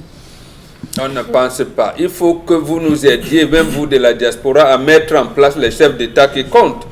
Pour le cas de Sikam, par exemple, ça a coûté son poste ministériel à Victor Kamga et Augustin Kodok. Par exemple, c'est parce que Kodok et Kamga, Victor Kamga à l'époque, ont veillé à ce que je vous ai parlé. Vous avez entendu parler de Hervé King, de tout ça et tout. Quand ils ont insisté, puisque les deux encore, il n'y avait pas que ça, ils ont imposé que le chemin de fer ne soit plus traversé par le fer. Je veux dire, il y avait comment vous appelez ça? On devait mettre les planches à la place du fer sur lesquelles les rails allaient se poser, les traverses, voilà. Les traverses, qu'on devait enlever les traverses en fer. Les deux, eux, comme ministre des Finances, et Kodok, le secrétaire d'État qui était devenu secrétaire d'État, ils ont perdu leur poste.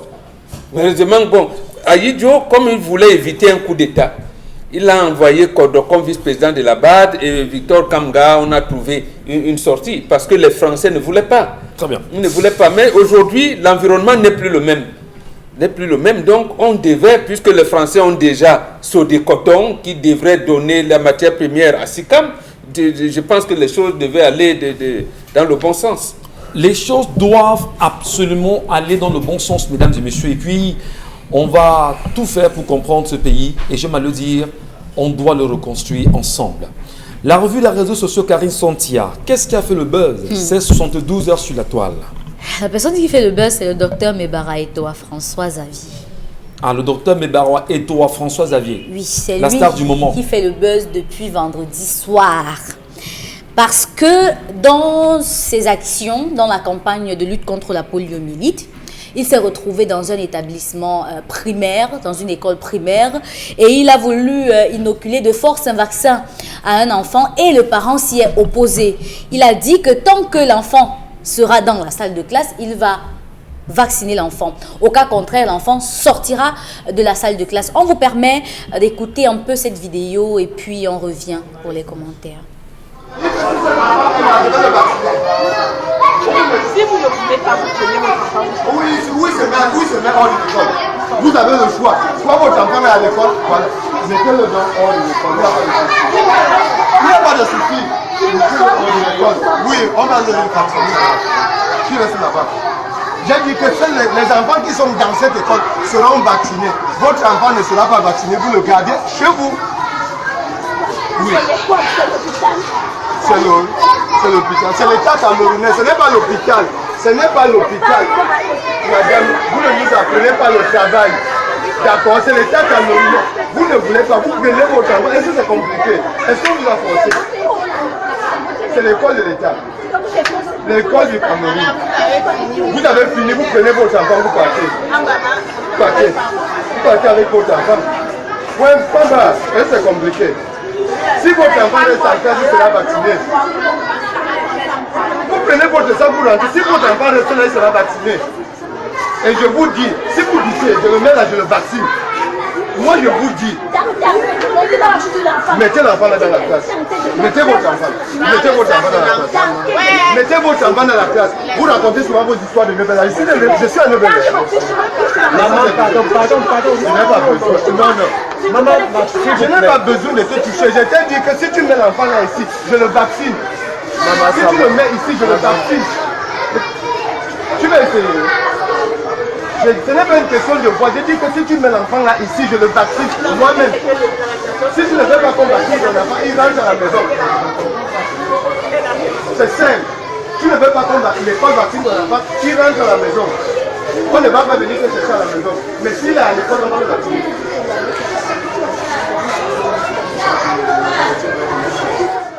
Même dans la colère, il y en a qui se demandent est-ce que c'est obligé de vacciner? Est-ce que c'est même d'abord normal d'aller dans les salles de classe, dans les établissements scolaires, imposer des vaccins aux enfants sans l'autorisation parentale?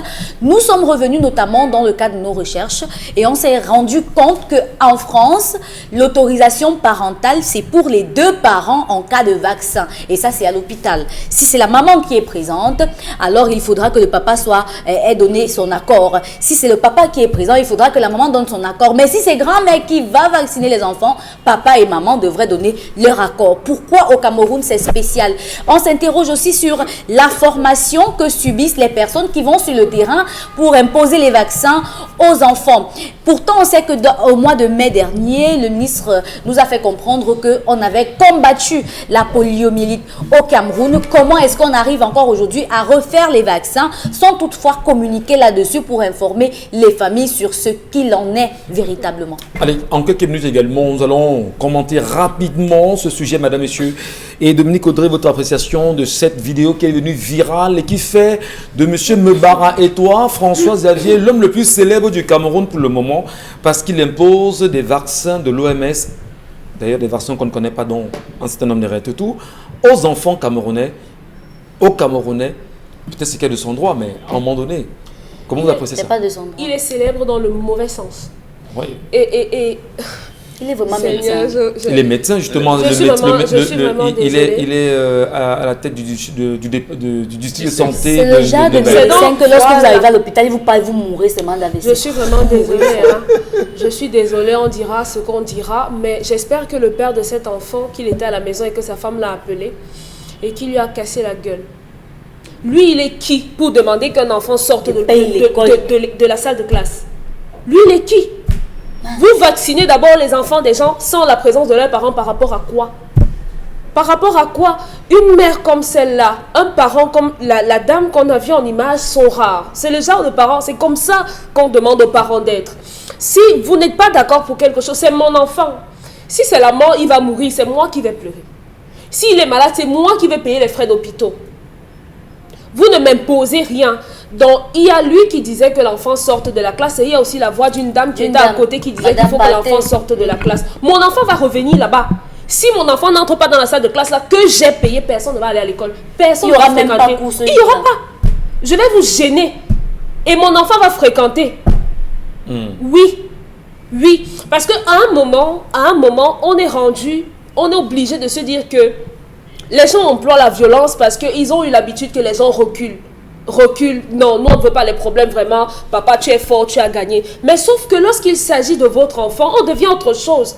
On devient autre chose. Lorsque ça touche à l'avenir d'un enfant, à l'avenir de l'enfant de cette dame, ça devient autre chose. Et c'est pour ça qu'on peut devenir bestial. Donc cet homme-là, d'abord, il manque d'éducation de base. Il manque de révérence. Parce que lorsqu'on est un homme, ça ne se chamaille pas. Comme on l'a vu sur la vidéo. En même pas temps, les choses que vous pédagogue, faites. Vraiment, un éducateur. si vous êtes un médecin, c'est très grave. Si vous êtes un médecin et que vous vous exprimez de façon aussi ordurière, vraiment, c'est déplorable. Je ne sais pas qui est-ce que vous injectez. Merci beaucoup. Alors, bon, Bengan, je vous en prie, rapidement, vous appréciez la réaction du médecin ou bien la réaction du ministère de la Santé, voire même de l'OMS, comment? Non, c'est des bandits. L'Organisation mondiale de la santé a été créée pour se faire d'argent. Tout à fait, il n'a rien à voir. Donc, et c'est ça que traduit le médecin ici. Un médecin vient faire quoi à l'école? On ne vaccine pas les enfants à l'école, on vaccine les enfants à l'hôpital. On dit devait les attendre à l'hôpital. Et je ne sais pas, je pense que c'est à la maternelle ou à la CIL qu'on exige, parce qu'il y a un certain nombre de vaccins qu'on doit administrer aux enfants, longtemps un peu avant, pour permettre, c'est-à-dire dans le cadre du programme élargi de vaccination. Mais quel est ce vaccin qu'on vient imposer aux élèves en salle de classe et mené par le chef du district de santé? Ce n'est pas possible, c'est une incongruité terrible. C'est une incongruité. Le ministre doit l'interpeller. Et dans d'autres choses, je termine par là, le ministre de la Santé publique, s'il veut protéger son collaborateur, il aurait quand même pu sortir une note en disant que non, les vaccins exigés sont ceux inscrits dans le programme élargi de vaccination.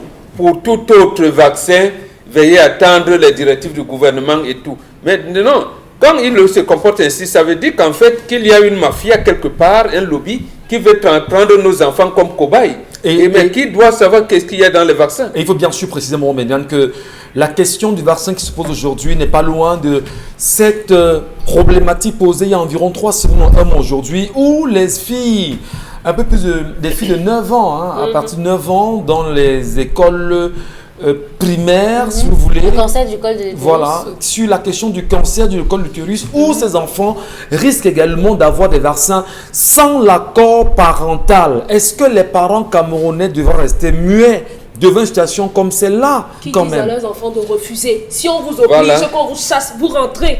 Alors, non seulement est-ce que les enfants sont proches de la comprendre, parce que les enfants de 9 ans, il y en a qui ne comprennent pas grand-chose. Non, Les enseignants, il y a les enseignants qui savent suffisamment intimider les élèves. Il y a les chefs d'établissement qui ont parfois le toupet réel pour pouvoir intimider les enfants. C'est assez grave. Monsieur Ngachou, en 1962, 63 jusqu'en 68, il y a eu ce cas.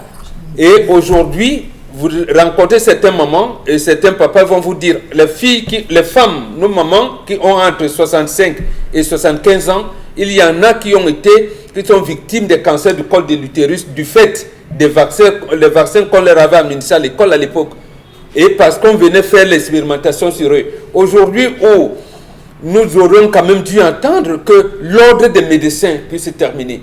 Puisse se déterminer. Nous avons un ancien recteur d'université de Yaoundé 1, qui est aujourd'hui le directeur du laboratoire national de recherche médicale et des plantes médicinales, le docteur Chibo, le professeur Chibo, devait nous dire que d'aller nous fabriquer les flavoquines. Donc en fait, c'est eux, ce laboratoire-là, qui doit savoir quel est le contenu des vaccins. Qu'est-ce qui fait même qu'on vient vous vacciner 3 mois après, on vous administre le même vaccin? Ça veut dire que le premier vaccin a eu un problème. Qu'est-ce qu'il y a? Donc ça amène les populations à s'interroger avec raison et à faire barrière à ce genre de campagne. La question, je te mets très sensible, madame, monsieur. D'ailleurs, ce matin, nous en profitons de cette tribune pour demander à tous les parents du Cameroun d'ouvrir grandement les yeux sur cette question et de ne pas laisser un seul instant les enfants prendre un quelconque vaccin que ce soit, car on sait en même temps, et on va dire déjà merci pour ceux qui ont mis en place la question du Covid-19, on a compris tellement de choses, on a lu tellement d'articles ces derniers temps, on a compris que le monde est un monde dans lequel nous vivons en permanence en danger, surtout pour nous Africains. Faites attention, ne laissez pas vos enfants faire un quelconque vaccin sans l'accord parental. Cher Lamine Bachou. Alors, M. Michel Ngachou, j'ai vu personnellement cette vidéo. Cette vidéo questionne à plusieurs points. Le premier point elle questionne, c'est la violence avec laquelle le médecin s'adresse, pas avant l'enfant, s'adresse d'abord aux parents. Ce n'est pas son enfant, c'est mon enfant, première chose.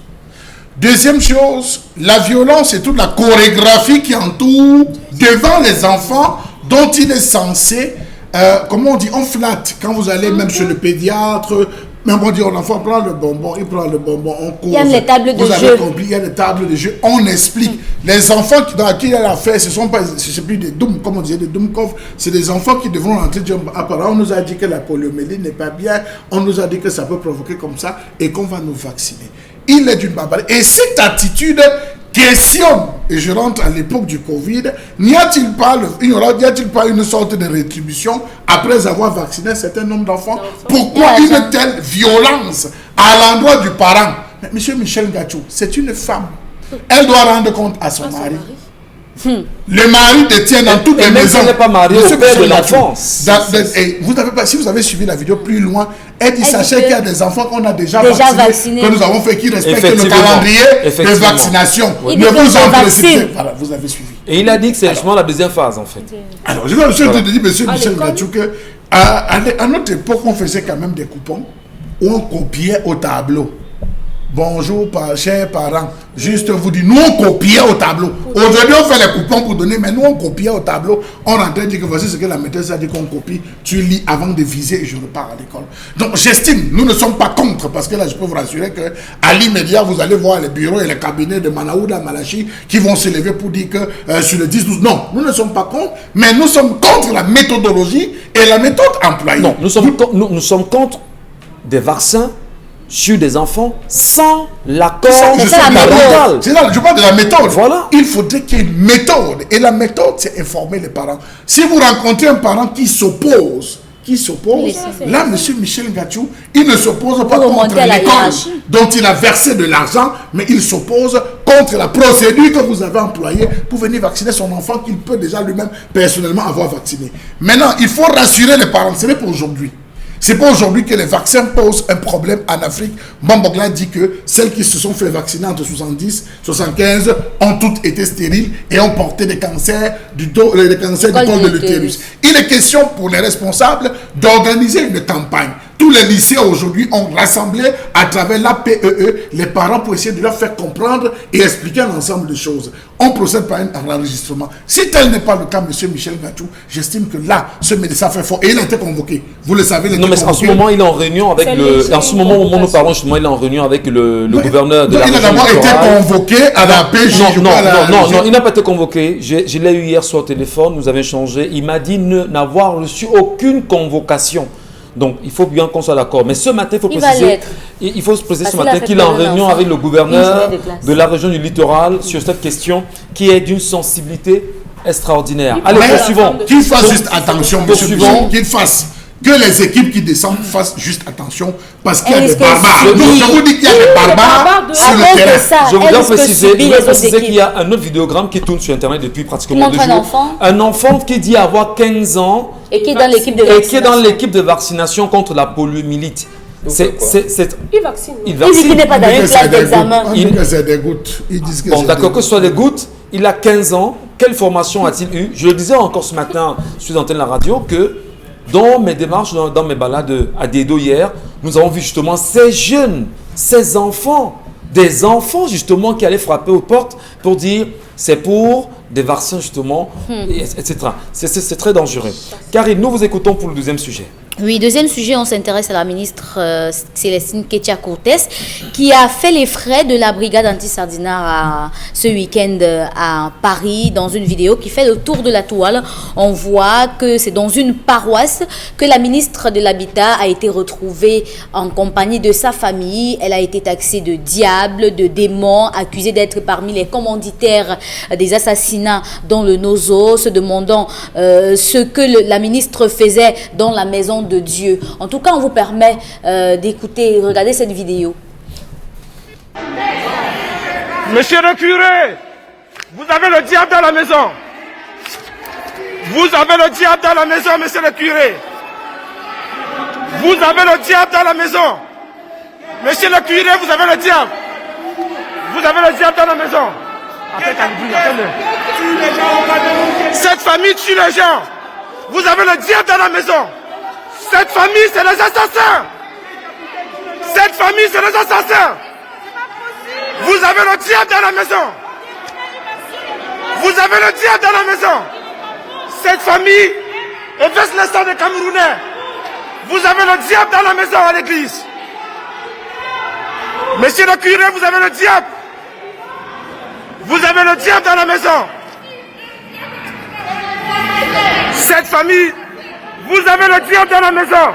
Cette famille verse le sang des Camerounais. C'est inadmissible. Un recueillement familial, une messe d'action de grâce, comme on le dit souvent, en vue de demander au Seigneur ou encore de remercier le Seigneur pour tous les bienfaits. Justement, vous savez que la ministre a été victime d'un accident de la circulation dans la région de l'extrême nord tout récemment, lors d'une visite interministérielle. Allez, ça fait bien sûr le tour de la toile depuis hier. Des milliers, des millions pratiquement de partages. Finalement, la ministre de l'Habitat est autant détestée au Cameroun, cher Lamine Bachou. Vous commencez par moi. Je vous la pose la question parce que vous êtes entré à nous dire tout à l'heure que le diable est dans la maison. Oui. Effectivement. Et là, on peut voir les enfants de la ministre elle-même qui tentent tant bien que mal de défendre ces activistes qui ont pris d'assaut justement la chapelle, interdisant de fait aux prêtres de poursuivre son homélie de messe d'action de grâce. Mais ils ont été mis à la porte, hein, tous. Finalement, même la messe a été... Alors, monsieur Michel Ngachou, là où le peuple a été trop longtemps tenu à l'écart des lumières du droit, le vice devient la norme, le tortueux la règle et l'arbitraire la vertu. Si vous pouvez le comprendre, vous pouvez comprendre. Et ce n'est pas moi qui le dis, c'est Mongo Betty qui l'a dit. Mongo Betty, c'est une citation. Vous savez qu'on a célébré, on a commémoré son décès le 8 octobre dernier. Donc, monsieur Michel Ngachou, je pense que vous avez vu quand même tout ce qui a entouré l'incident qui était arrivé à l'extrême nord. Madame le ministre a eu à faire un accident. À peine elle a eu un accident, elle était avec ses collègues ministres. Jusqu'à aujourd'hui, on ne vous a pas dit quel ministre a été touché, quel n'a pas été touché. On a dit c'était Atanga, dit non, c'était pas Atanga, dit non, c'était tel. Jusque-là, il n'y a même pas un communiqué pour expliquer véritablement. Juste après cela, c'est tout le Cameroun qui s'est enflammé, des réunions, communauté ND ici, communauté ND de là-bas, communauté, des messes d'action étaient organisées. Elle-même qui sortait, au lieu de se prétendre sur elle qui sortait de l'accident, au lieu même de se soucier de son cas, qu'on fait un tweet dans lequel elle remercie d'abord le chef de l'État avant d'y arriver. Bon, on peut comprendre que c'est la règle et que le chef de l'État a eu une main mise sur elle qui l'a aidé à ne pas mourir. Qu'elle arrive à Yaoundé avec toute la délégation des ministres et qu'on retrouve une série, une succession de banderoles, monsieur Michel Ngachou, pour l'accueillir à l'aéroport tel un président de la République avec des groupes de danse et tout. Jusque-là encore, mais là, il y a eu autorisation de manifestation. Justement, ça que je suis en train de dire que là encore, monsieur Michel Ngachou, c'est passé. Qu'on se retrouve à faire ce qu'on appelait un triptyque, que dans toute la République, toutes les associations se retrouvent à se mobiliser pour des églises, des prières écuméniques, des jeunes, les gens sont allés jusqu'à faire des jeunes pour les ministres. Là, ça commençait à trop faire. Et je peux vous rassurer qu'en même temps, hier, il y avait à Banganté une messe écuménique où tous les chefs étaient rassemblés, tout un parterre était rassemblé. De mémoire d'homme dans le nez, je n'ai jamais vu ça. De mémoire d'homme, je n'ai jamais vu ça. Ça entre dans quel compte? Ça entre dans quel compte? Ça entre dans quel compte de la République? Elle est ministre de la République. Elle n'est pas ministre d'une dé. Je suis désolé. Elle est ministre de la République. C'est très grave. Alors, j'estime, monsieur Michel Ngachou, que c'est libre. C'est libre qu'on ait dit que ce soit les chefs qui organisent. C'est libre. On peut l'accepter. Mais en Europe, vous avez vu, le simple fait, je ne sais pas comment la basse a fait pour se retrouver. Je trouve juste condamnable que ce soit fait dans une église, parce que lorsqu'on entre dans une église, la prière, c'est on ouvre une partie du ciel. Prier, entrer en incantation, c'est ouvrir une partie du ciel. On ne peut pas refermer n'importe comment. Et ils sont venus briser. Mais ça démontre aussi quand même que même les anges de l'autre côté sont en colère. Il faudrait que Dieu lui-même trouve dans quelle mesure M. Michel Ngachou, il va intervenir avec tout cela. On va poursuivre avec des sujets justement des réseaux sociaux qui ont fait le tour de la toile ce week-end. Étant donné que vous les avez gardés pour nous, Karine Santia. Oui, on va d'abord parler de ce phénomène des microbes, parce que ça commence à bien faire. La ville de Douala, hier, Deido et Aquanor en ont souffert. Une boulangerie qui est très connue à Aquanor aussi en a souffert. Samedi d'abord, ils sont allés dans tous les encablures du quartier Deido et Aquanor. Certainement, le butin était très fructueux et ils sont revenus dimanche. Et cela encore, ils ont pillé tout ce qu'ils trouvaient sur leur passage, les boîtes de nuit, les bars et autres où les gens étaient assis à l'extérieur. Vous savez que ce sont des coins qui sont très prisés par les familles pour des sorties.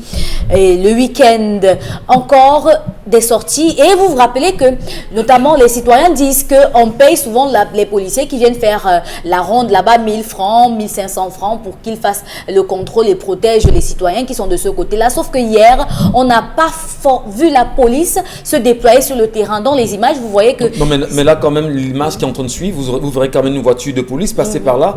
Voilà une voiture de police qui passe. Mais il est important de rappeler que ces jeunes qui sont dans la rue, ce sont des jeunes du quartier Deido qui sont sortis pour défendre leur quartier. Pour défendre justement leur quartier. Et ils allaient absolument à la rencontre de ces 300 jeunes brigands qui, eux aussi, sont venus au quartier Deido en moto. Et il faut préciser effectivement qu'ils y sont arrivés 2 jours successivement, c'est-à-dire qu'en l'espace de 24 heures, ils ont fait 2 irruptions. et ils ont fait Les des gens, blessures. voilà. Ils ont littéralement extorqué des téléphones, de l'argent aux gens.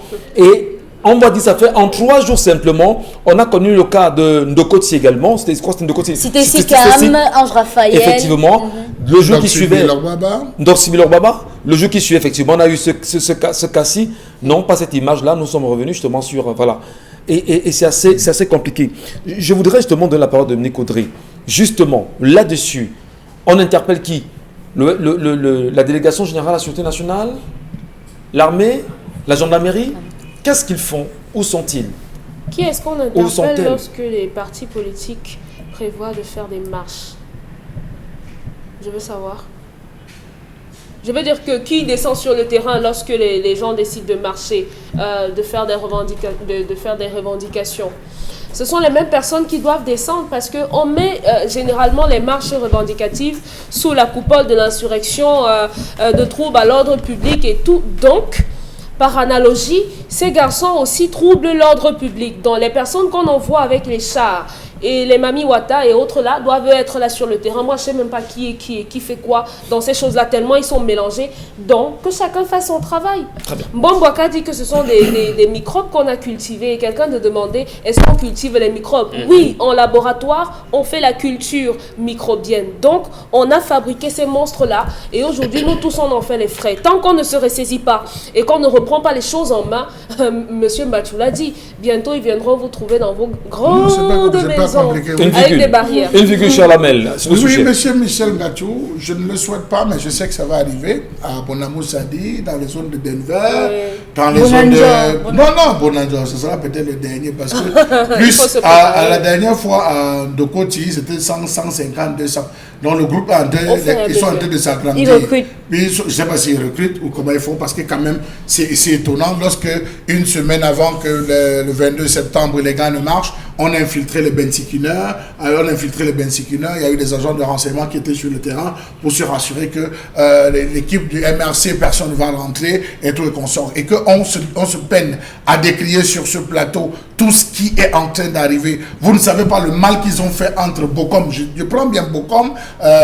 C'est quoi là, Bokom, jusqu'à Rond-Point Petit Pays. Ils agressaient, ils stoppaient les véhicules, on vidait les véhicules de tout leur contenu, on vidait les bars et snack bars. Ça a tué l'économie, permettez-moi. On vous a dit que la journée du 22 septembre a coûté à l'économie du Cameroun environ une poussière de milliards parce que le port a fermé, tel a fermé, tout a fermé, ça a coûté beaucoup de milliards au Cameroun. Mais ce qu'on ne se rend pas compte, c'est que c'est le petit Bensikina, c'est le petit Bayamsela qui vend, le petit garçon qui vend le Bitakola. Vous savez qu'ils sont allés jusqu'à arracher les plateaux de Bitakola aux enfants. Arracher, ils avaient des sacs. Ils sont avec une mission bien précise. Sortent-ils de prison? Était-ce l'équipe de personnes qu'on a libérées? Était-ce des individus qui fonctionnent avec des groupes WhatsApp? Était-ce des individus qui de manière spontanément s'appellent? Était-ce les chefs terre? Monsieur Michel Gachou, les chefs terre. Parce que Valé Bessenga a son chef terre. Trois boutiques a son chef terre. Deido a son chef terre. Aqua a son chef terre. Ange Raphaël, tous ces coins, Aqua non, ont les chefs terre. Est-ce que ce sont ces chefs terre qui ont organisé ou qui organisent à travers les tonton. Qui ont dit qu'on a le renseignement au Cameroun. Et la naissance de ces microbes, c'est la question. Est-ce que c'est de manière spontanée? Pourquoi c'est des jeunes de 15 à 25 ans à qui le ministre Jacques Famine doit demander de vaquer à leurs occupations? Je crois que voici une occupation particulière, peut-être qu'on est en train de démontrer. Sauf que ça fait mal, ça tue l'économie. Et désormais, M. Michel Gachou, préparez-vous en sortant le soir. Je vous en prie rapidement. Charles Amel, inutile de s'engager dans une large problématique. Les personnes à interpeller ici, c'est la délégation générale de la Sûreté nationale, le ministère de l'administration territoriale et le ministère de la justice. Y compris le SAI de Mbongo Benga. Le secrétariat d'État de la Défense. Oui, tout à fait. À travers leur démembrement, il existe quand même un procureur général près la cour d'appel du littoral, qui est le responsable de la sécurité dans la région.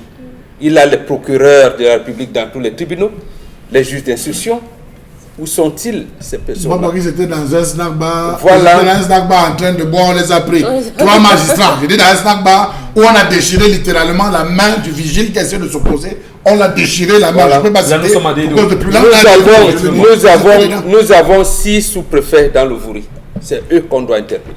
Et le préfet et le gouverneur. Également, les commandants de brigade gendarmerie. Ils nous disent souvent qu'ils ont ce qu'ils appellent le renseignement prévisionnel. C'est où ce renseignement? Voilà les personnes qui ont pris la charge sur eux de protéger les biens et les personnes. C'est eux qu'on doit interpeller. Très bien. Il faut les interpeller. Karine, vous voulez rapidement nous laisser un dernier sujet, le temps de sortir ces revues des réseaux sociaux? Oui. La France se divise davantage sur le sujet du Cameroun. Le ministre Le Drian a été interrogé sur ce que prévoit la diplomatie française dans les questions du Cameroun. Et Le Drian a été très embarrassé dans sa réponse. On vous permet d'écouter le direct. Apporter des vivres. Il y a un nombre très important d'arrestations également le 22 septembre, plus des centaines de manifestants arrêtés. Est-ce que la France est intervenue ou peut intervenir sur des situations de cette nature? Si, je le connais personnellement. Je ne suis allé au Cameroun que lorsqu'il a été libéré. Il le sait. Je sais, oui. Vous voulez quoi? Que j'aille le voir? Mais on l'a déjà exprimé publiquement. Moi, je suis allé le voir, Monsieur Kanto. Je ne veux... non, mais j'ai dit aux autorités camerounaises que je n'irai au Cameroun que lorsque Monsieur Kanto serait libre. Et j'ai respecté mon engagement. Un an après le grand dialogue national au Cameroun, on observe que les fractures au sein de la société sont toujours les mêmes. La France soutient le président Paul Biya depuis toujours, mais il semblerait que ce ne soit plus possible. Donc que compte faire la diplomatie pour sortir de ce soutien qui n'est plus acceptable? Sur le Cameroun, moi je m'étais engagé à me rendre au Cameroun à partir du moment où des actes d'apaisement étaient mis en place par le président Biya. C'était en octobre 2019 et j'ai développé avec lui-même et son gouvernement à ce moment-là une discussion assez franche, en particulier sur la nécessité de mettre en place une décentralisation qui aboutisse à ce que la crise du nord-ouest et du sud-ouest du Cameroun puisse aboutir à un apaisement de la situation. Justement, le ministre des Affaires étrangères de la France, Yves Le Drian. Bon, Bengan, vous analysez ces propos comment? Quand le ministre lui-même s'exprime sur la question de Kamto et la paix qu'on doit retrouver au Cameroun. Il s'est exprimé. Il a refusé de parler. Vous voulez que je fasse quoi? Il a refusé de parler. Je vous dis toujours ici, la France aujourd'hui est prise dans sa politique de duplicité. Elle a dit partir pour mieux rester. Et ça, elle sera comme ça prise tout le temps. Il dit, qu'est-ce qu'il est venu dire? Il est venu dire ici qu'il faut se préparer à l'investissement dans le nord-ouest et le sud-ouest alors que la guerre perdurait. Donc il était venu renforcer le pouvoir de Paul Biya en fragilisant l'opposition. Je dois être comme s'il s'embarrassait. Et ils attendaient qu'à sa sortie de prison, Maurice Kamto dise à la face du monde que grâce à la France, je suis dehors. Non. Ce n'est pas comme ça. Et la France sera prise comme ça chaque fois. Et vous voyez, il balbutie. Il balbutie. Allez, on aurait bien voulu, madame, monsieur, s'étaler longuement sur ces sujets avec vous, mais saluons bien sûr nos partenaires qui, comme chaque matin, nous retrouvent sur ce plateau et avec lesquels nous partageons quelques grands moments. Alors, on dit bonjour à Constilamine qui est derrière ce plateau B avec nous ce matin. Constilamine, bonjour. Vous nous venez le Von Bio ce matin. Bien entendu, Michel, nous parlons du Von Bio Oméga 3, ce complément alimentaire qui permet à ses consommateurs de bénéficier de pas mal d'avantages. Ce complément alimentaire qui nous vient tout droit des laboratoires Celorex aux États-Unis d'Amérique. Le Von Bio Oméga 3, mesdames, mesdemoiselles, messieurs, il est important de le consommer. Il est important d'avoir le Von Bio Oméga 3 à la maison. Oui, c'est important de l'avoir parce que ce complément alimentaire permet de réguler le taux de cholestérol dans le sang. Le Von Bio Oméga 3 permet également de contrôler, de réduire les complications du diabète. Le Von Bio Oméga 3 permet également de stabiliser votre tension. Le Von Bio Oméga 3 permet bien entendu de garder la bonne humeur en longueur de journée. Oui, ceux qui ont des problèmes de rhumatisme, les problèmes de courbature, les problèmes de crampes, je vous conseille de consommer régulièrement le Von Bio Oméga 3. Le Von Bio Oméga 3 permet également également de garder la bonne humeur en longueur de journée. Il permet également de nous prévenir contre les AVC, contre cette maladie liée au vieillissement, à savoir l'Alzheimer. Donc, any man with just now, if you get diabetes, if you get problem for tension, if you get cholesterol for skin, if you get courbature, you get rheumatism, just come from magasin 1001 tapis and buy your Von Bio Omega 3. Then call again, c'est fish oil, huile de poisson. C'est un complément alimentaire de qualité. Any man must take complément alimentaire de qualité Von Bio Omega 3 because it gives you fine thing for skin. Donc, any man must take a motote, nye sengalemba tatan, yande au magasin 1001 tapis, et banjana concept salaka, et ben Von Bio Omega 3. Bogwanga, onongi temo, o ben te diabète nyongo, nya siba sun.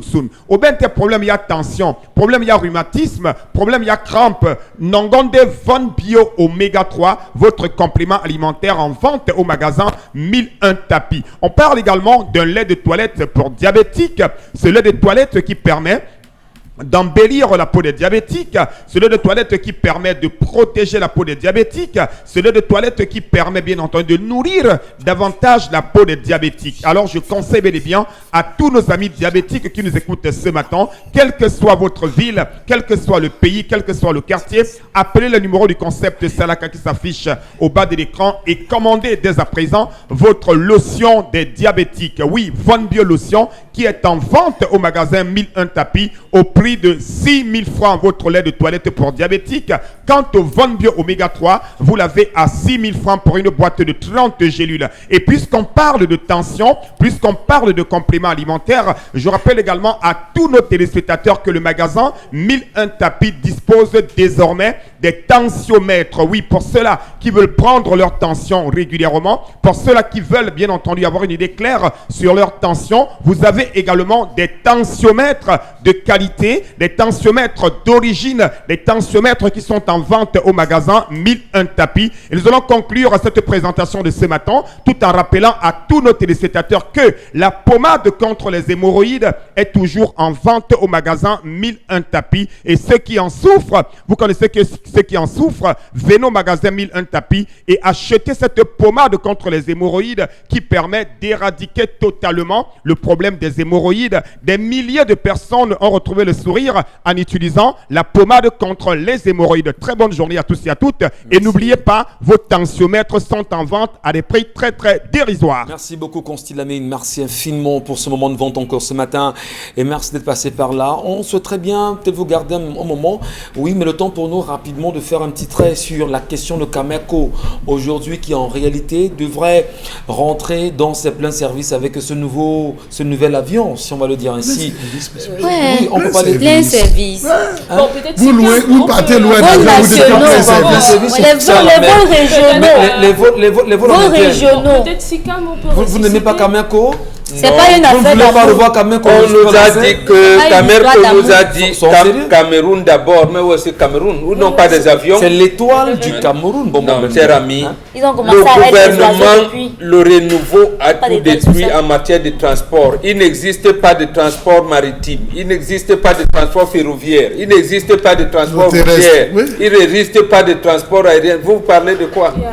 Merci. On va peut-être. Bon, d'accord, on ne parle pas de Cameco, mais nous aimons Cameco. Non, parler de Cameco veut dire que le propriétaire de Cameco doit nous rendre de compte. Ce qu'on attend depuis. L'État, ouais, qui nous rend compte. Allez, allons rapidement savoir ce que nous propose encore Constille, même puisqu'il est avec nous, je vous en prie. Et cette fois-ci, il vient nous parler des languettes médicales.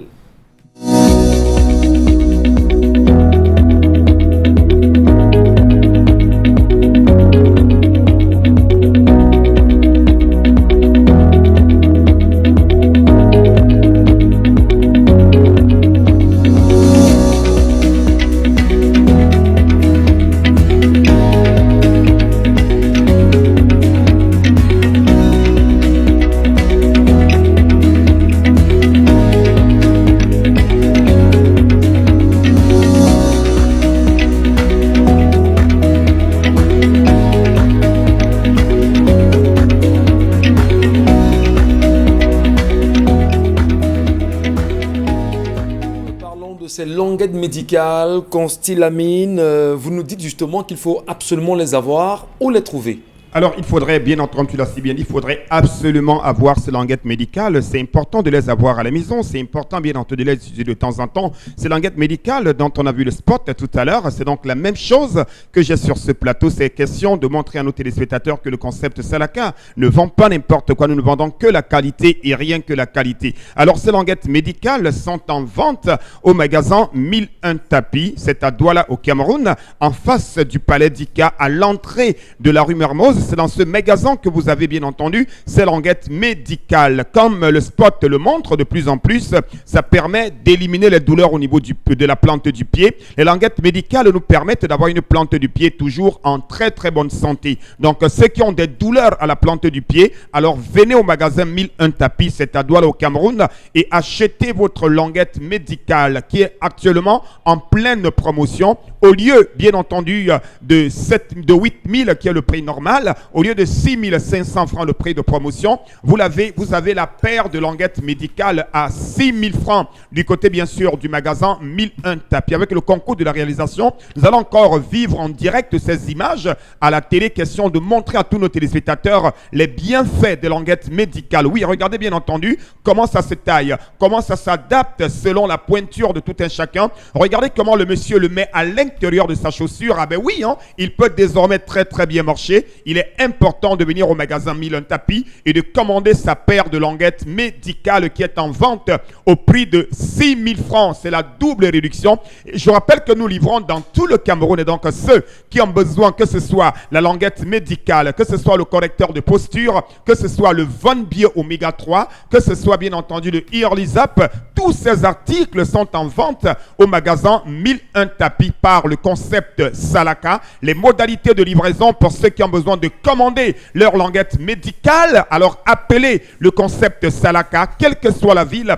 quel que soit le pays, vous allez recevoir votre languette médicale qui est en vente actuellement à 6 000 francs la paire de languettes médicales. Et je rappelle que tous nos produits, tous nos articles bénéficient d'une garantie exceptionnelle. Oui, je dis bien garantie offerte par le concept Salaka. Ne l'oubliez pas, la paire de languettes médicales qu'on vit en direct à la télévision est en vente à 6 000 francs du côté du magasin 1001 Tapis. C'est à Douala au Cameroun. Les numéros de téléphone, vous les avez. Passez votre commande et bénéficiez d'une paire de languettes médicales et dites adieu à la douleur au niveau de la plante du pied. Merci. Et nous vous saluons encore, Consil Lamine. Merci beaucoup. Merci à vous, madame, monsieur. On se retrouvera demain. Dominique Audrey, c'est ça? Oui, j'espère que Jérôme Kameni pourra prendre en charge votre relooking. Hein. Ah d'accord, j'ai remis mon costume parce qu'en fait... Mais il n'est pas chinois, attention madame. Non, il n'est pas chinois. Il faut sauver Sikam. Il est camerounais. Oui, habillons-nous Camer. Voilà, allez, merci à vous, Charles Membadjou, Karine Santiam, Bon Bengan. Avec le même plaisir, madame, monsieur. Nous vous retrouverons demain lorsqu'il sera 10h sur les antennes Equinox Télévision. Portez-vous bien et que Dieu bénisse notre pays.